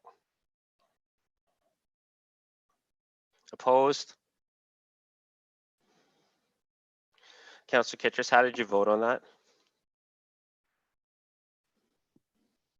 I have a point of order. I think that your judgment on that, not allowing Councillor Foster's suggestion, which was friendly, or the idea of what was trying to be get across was wrong, and I object to that, and I'm not going to vote for that because I think that was a very appropriate and friendly amendment that accommodated the clerk and also the gist of what the motion was. So in other words, you abstained. Okay, is there, where were we again? We were going around. Whose motion was that in the first place? That was Councillor Kittredge. Anything, Councillor McElwain, from your perspective as far as action, direction for staff?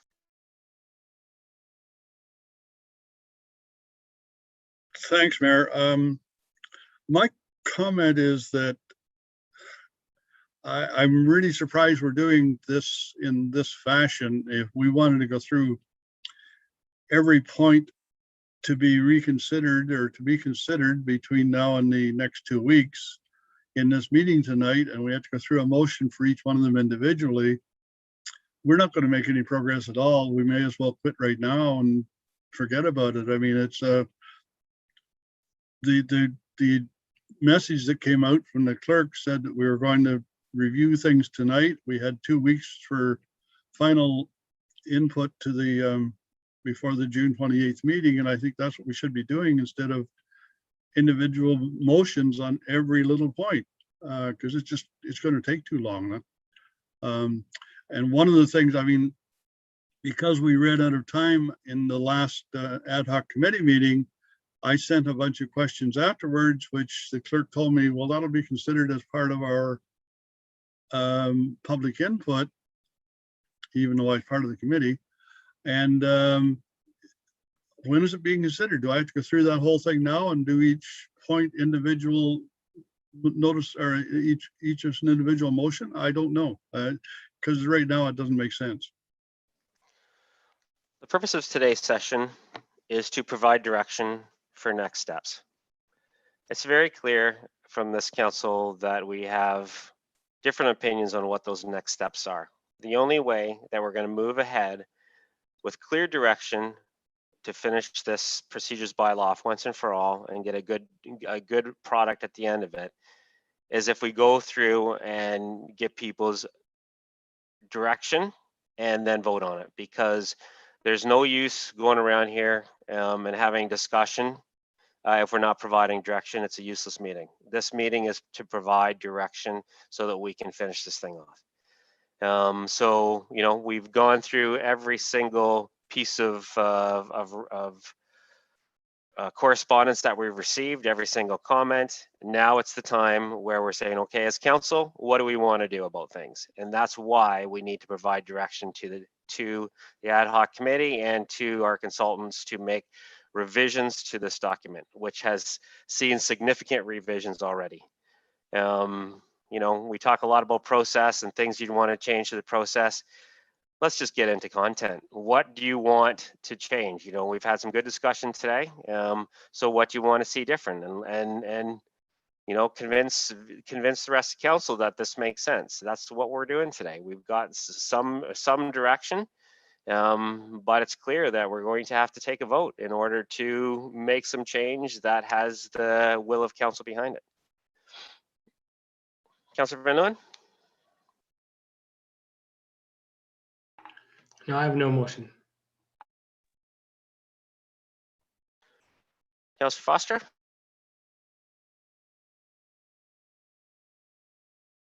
Well, herein lies the problem, Mayor. I just proposed a perfectly reasonable suggestion and you ruled it out of order. And now you're saying, let's have input on and give direction. So there's the reason, and we're going around in a circle right there. No, we're going around in the circle to give everybody an opportunity to put their motions forward. A motion was put forward and it was discussed, debated, and then ruled on. If you have another one, we're all ears. Do you have another one, Councillor Foster? Your Worship, I'd like to move that committee agendas are presented on Monday, as I described already. Committee agendas. Committee agendas shall be tabled on Monday.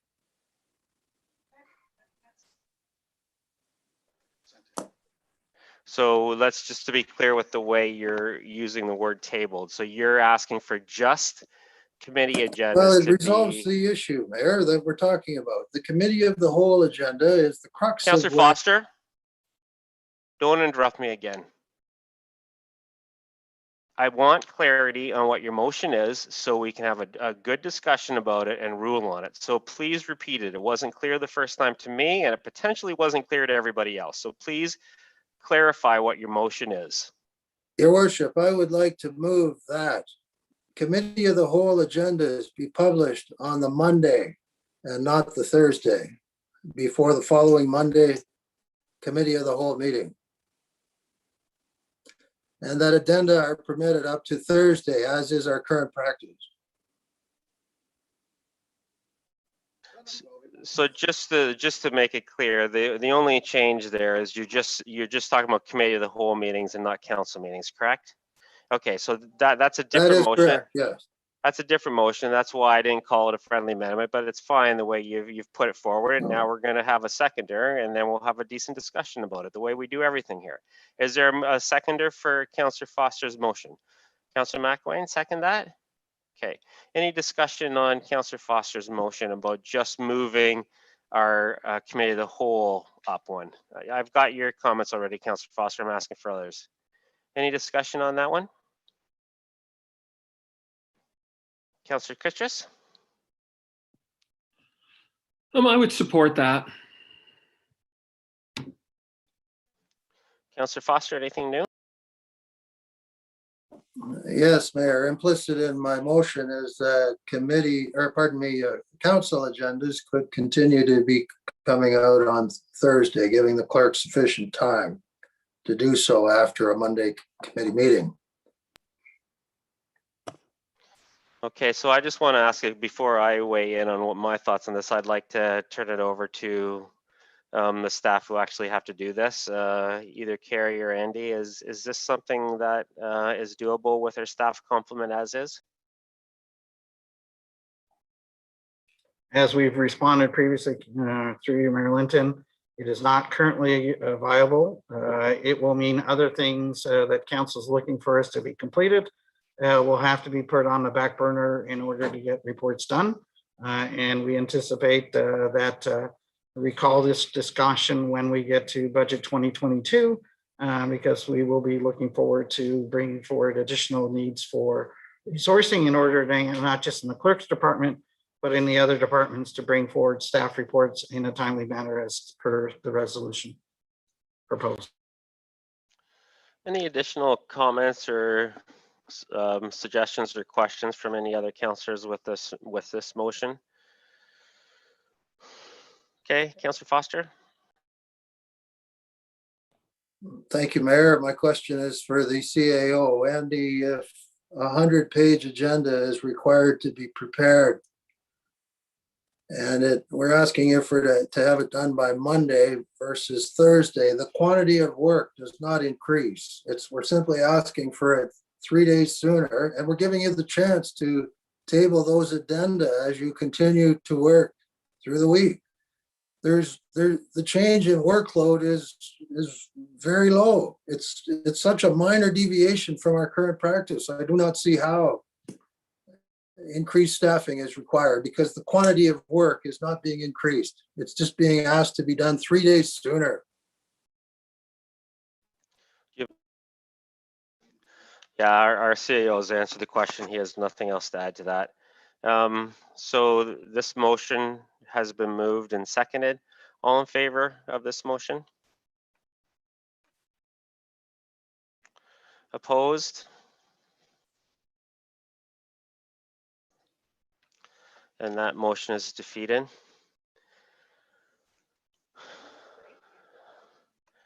We're going to take a 5-minute break, and we'll get back at 10 minutes to 8 and wrap this discussion up.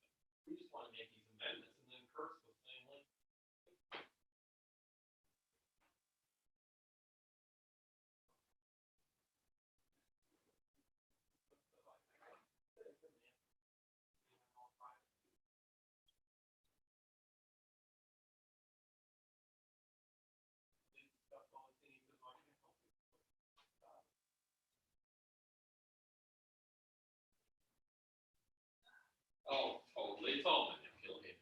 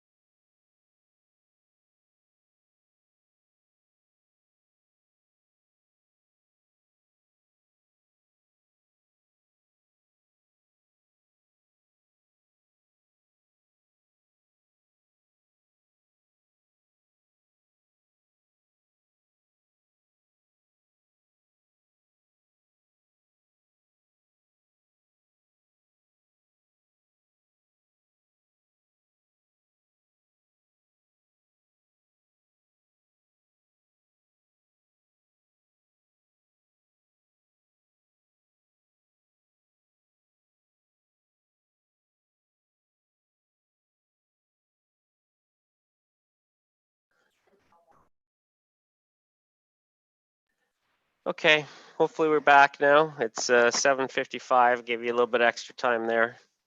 I'm just gonna wait till I see Councillor Foster and Councillor McElwain's faces there to make sure they're on the call.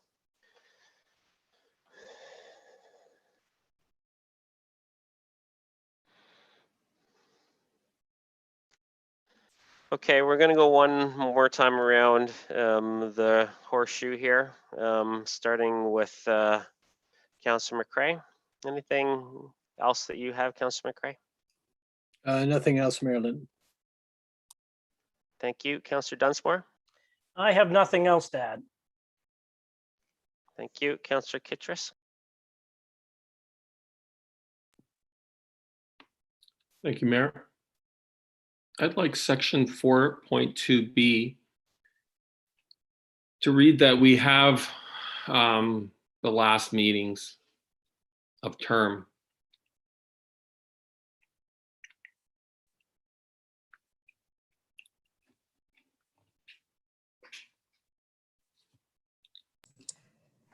Through you, Mayor Litton, I think there Councillor Kittredge is referring to a process we did in the past where after the election we have a meeting and we recognize the efforts of the outgoing council. Last term we attempted to do that and there was no interest on the outgoing council to attend a meeting. A lot of it has to do with the nature of the election. The outcome of the election as to whether or not those outgoing members of council wish to come. There's also oftentimes, if you're in a lame duck situation, there's really no need to have a council meeting. Staff is preparing for the inaugural, is preparing for uses that time after the election to prepare for the inaugural and to prepare for orientation. And not having council meetings in that time allows staff to recover from the election, perhaps any recount that may need to be done, and prepare for the inaugural and the orientation. It's a very quick turnaround. This next election is going to be even, the term of council starts earlier, so that turnaround is much tighter than it ever has been. That's the reason why the provision is stated the way it is to give staff that opportunity. And if you are in a lame duck situation, there is really no point to having that meeting. So that's the rationale for the provision written the way it is to give us that opportunity to prepare and not have council meetings. It is not to not recognize those outgoing members. Perhaps we could find a creative way to do it. But I do want you to know that we did reach out. I think we did issue gifts to those outgoing, but we just did not hold it in the form of a meeting at their request. So Councillor Kittredge has put a motion forward. Is there a seconder for that motion? Councillor Kittredge, did you want to speak to what you're putting forward, or is that clear? I'd like to speak to that. Can you hear me? Are you going to change it, or are you just going to put the motion forward? Because we want a seconder before we get into too much more discussion. Sure. Is everybody clear what Councillor Kittredge's motion is?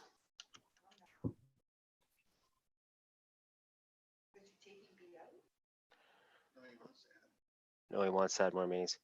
Everybody's clear. Okay. Can give me the head nod that everybody knows what the motion is. Yes. Okay. Do we have a seconder for that motion to add in those meetings? Councillor Foster. Any discussion on that motion? People other than the person that moved the motion initially? Councillor Foster. Thank you, Mayor. There's more here than lame duck, and there's more, and it's an important thing to have the opportunity to recognize outgoing members formally. I do agree with that in the past. I know in previous terms of council, we met one last time after the election. I think it's an important thing to bring closure to one term of council before we start a new term of council. So I do think it's an important thing, not just for recognizing outgoing members, but for many other reasons as well. So I'm supportive of that for those reasons. Anybody else want to speak to this motion? Councillor Kittredge? Thank you, Mayor. To comment on what the clerk has said, this is done by every municipality in Wellington County. And last term, Puslinch even had 2 meetings after the thing, and they had 2 appreciations of Dennis Lever. And every municipality that I know of has this last meeting. I don't know of very many that don't. So I just don't understand what the resistance is to having, when it is the standard practice of most of Ontario, whether large, minuscule, medium-sized, whatever size, of doing it. And it makes sense. It shows appreciation for these people that have served the community. And it's not about, geez, you, and I realize that the clerk has made but that was after I actually pushed it, and some other members pushed and wanted something and wondered what they were doing, and then she invited them. So it wasn't an actual, it was something that was a reaction to a response to that. But if we had had that meeting, just the last meeting, as was standard for almost all these municipalities, whether large, small, then there wouldn't be an issue. It's just like, and I don't understand why we don't want to do that. Okay, we get the picture. We're just saying the same thing over again. I don't think there's resistance. There was just an explanation from our clerk as to why we didn't do it. So that's not the same thing. That was an explanation, and that's why our staff are here. Councillor Van Leeuwen? Thanks. I thought I understood the motion, but are we looking to add those meetings back in, or just remove this sentence or this line out of the actual document? Because I don't even know why we have it specified in the document. If you need the meeting, have the meeting. If there's no use for the meeting and they're busy, because there could be something we need to get done, then you may want to have the meeting and at that time. But realistically, why put it in this document is more the question. So can it have clarity for my sake? Is it to remove it, that sentence of 4B, or is it to say that we must have the council meeting? That's a good question. Debbie, do you want to take a stab at that? Like the thought of removing 4.2B completely. Through the chair, there's no harm in removing it, because you basically say regular meetings shall be held in accordance with the schedule calendar adopted. So in January 22, when you adopt your calendar, you're going to have all the meetings scheduled out. So I think for clarity purposes, it would be best to delete, if Carrie concurs, but that would be my recommendation, that the motion be just to simply delete.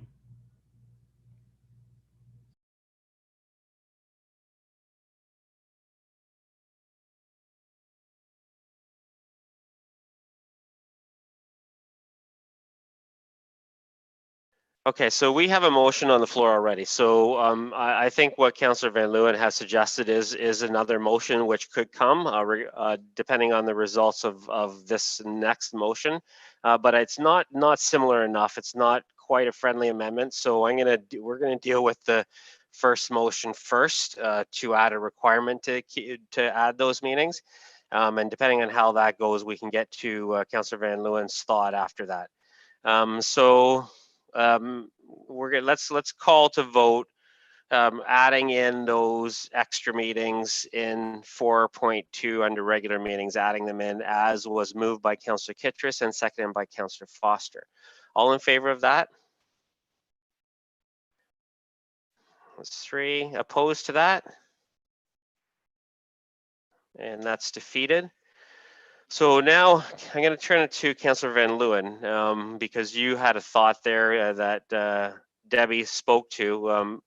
It could be a motion if you choose to make it. Thanks, Mayor. Yeah, I'd make a motion that we delete or remove 4.2B from the policy. A seconder for that motion, Councillor Dunsmore. All in favor? Opposed? Councillor McElwain, I didn't see your hand. Which way are you going on that one? Sorry, you're still muted, Councillor McElwain.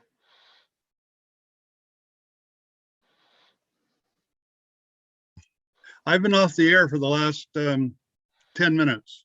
Oh, have So you? I don't know what motion Councillor Van Leeuwen just made. I'm looking for it here as I'm trying to catch up. So Councillor Van Leeuwen put a motion forward to remove 4.2 under regular meetings, section B, just remove that completely out of the bylaw. Well, all of 4.2? Yes. Okay, No, 4.2B, sorry. 4.2B. 4.2B, yeah, and it's in, Okay, I'll vote in favor of that. okay. Okay, so that carries then.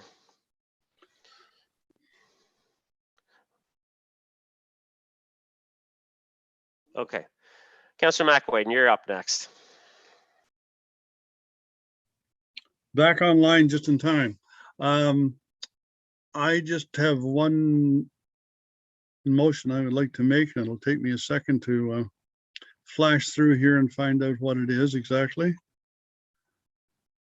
I would like to move that 5.1E be removed from procedure by law.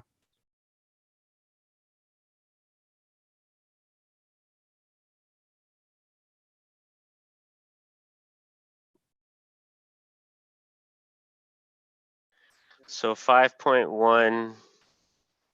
Okay, so the chair and the vice chair advisory committees are appointed by members and cannot be a member of council. That one there. Okay, seconder for that motion to remove 5.1 advisory committees, part E. Seconder for that. Councillor Kittredge, any discussion on that one? Okay, I'll call the vote. All in favor of removing 5.1E? Opposed? That was a given. And that was defeated. Yeah, you're still, you're not on mute there, Councillor McElwain. Councillor Van Leeuwen? No, I have no further ones. Councillor Foster, anything further? Thank you, Mayor. I would like to move, and I apologize, I don't have a numeric reference, but I would like to move that the phrase, "The chair will permit up to 3 questions," be changed to, each member of council is entitled to ask up to 3 questions, thereby removing any sense of it's up to the chair's discretion. 3 questions are a minimum. So my motion, Your Worship, is changing that wording. The chair will permit up to 3 questions. 2, each member of council is entitled to ask up to 3 questions. Can we find out where that is? Section 3.3. Duties of the chair, I believe. Yeah, no, so 3.3 duties of the chair.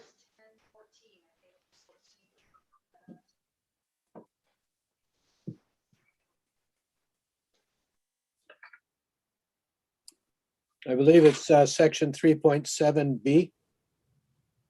That's correct. Okay, so 3.7B under rules of debate. Prior to accepting a motion, the chair will permit up to 3 questions from each member directly relating to the member under consideration. So you just have, it won't change anything except the connotation is different in the way you've worded it, right, Councillor Foster? That's correct, Your Worship. It makes it not discretionary that 3 questions are entitled to be asked at a bare minimum. It's not negotiable or discretionary. It's to the chair's discretion. Yeah, so you just made a modification to what you said originally, because now you're saying a No, I haven't. minimum. So you're saying a minimum versus a maximum? No, I have not. Let me reread the motion. If I could, Your Worship, I'd like to move that we change the phrase, the chair will permit up to 3 questions to each member of council is entitled to ask up to 3 questions. Yeah, I have no issue with that. I don't see the difference actually. So a seconder for that one. Councillor Dunsmore, second it. Okay. Any additional comments about that? All in favor of that wording change? Oh, sorry, John, you had a comment on that? Just, Mr. Mayor, just a quick note. Yeah, it's redundant to say member of council. Member's already defined. Okay, so that would be, if you're okay with that, Councillor Foster, that would be friendly. Yes. Okay. Yes, that's fine. Each member. Okay, and we got a seconder for this, right? Yeah, Councillor Dunsmore. All in favor of that change? Opposed? And that's carried. Okay. And so that we've gone around. Anything else from council? Notice I haven't said really too much yet, so I think I maybe get high marks from some people for chairing this meeting. Councillor Foster, you had something else to say? Thank you, Your Worship. I think it may be prudent as well to add one additional phrase that something to the effect that, you know, in a certain matters that are much more detailed, I'm wondering if we need to add one last phrase in a new line that would say something like, the chair has discretion to permit more than 3 questions for certain contentious matters or matters in the public interest.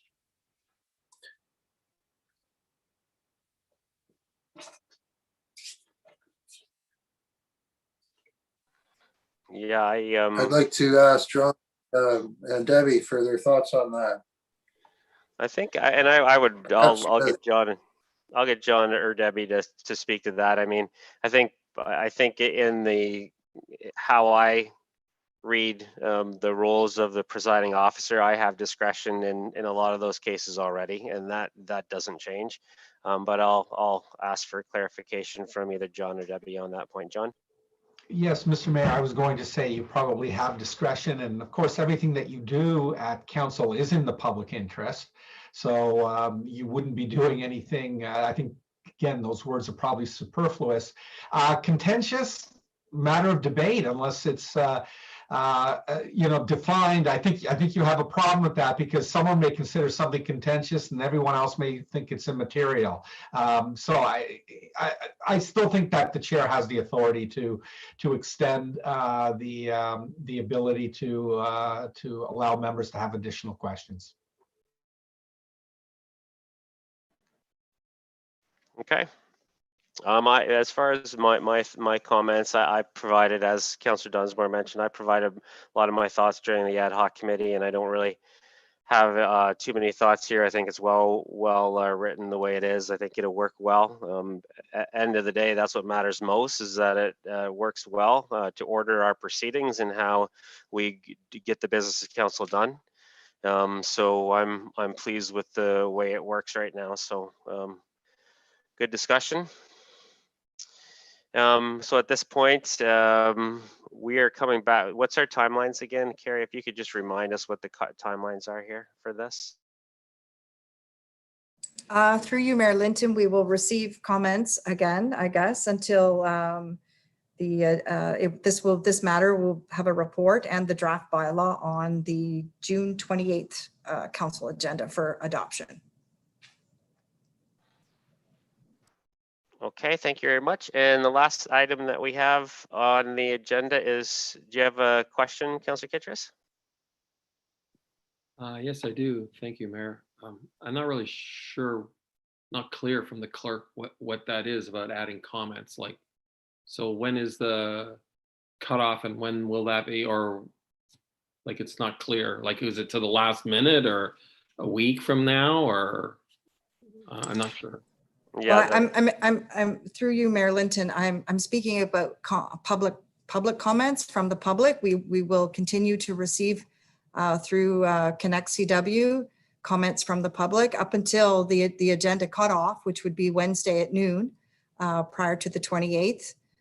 We will also receive any delegations one final time up until the agenda cutoff Wednesday at noon. so let's be really clear with the date. So Wednesday, the cutoff is Wednesday, the 23rd of June.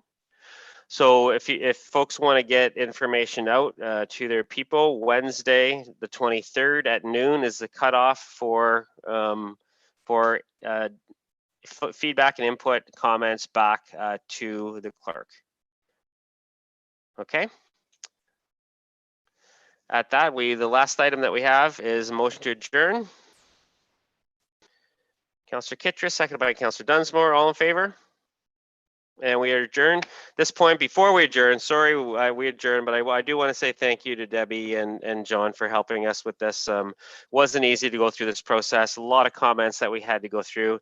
Really appreciate their guidance and their expertise on this front. And thanks to Councillor McElwain for chairing the meeting. Not easy to go through this process. A lot of different thoughts and opinions on this, and appreciate that we wanted something at the end of the day that would work for us in Center Wellington. And I think we're close to that. So thanks for your hard work on this, and we appreciate all that you've done. Great. Have a great rest of the evening, and we'll talk soon.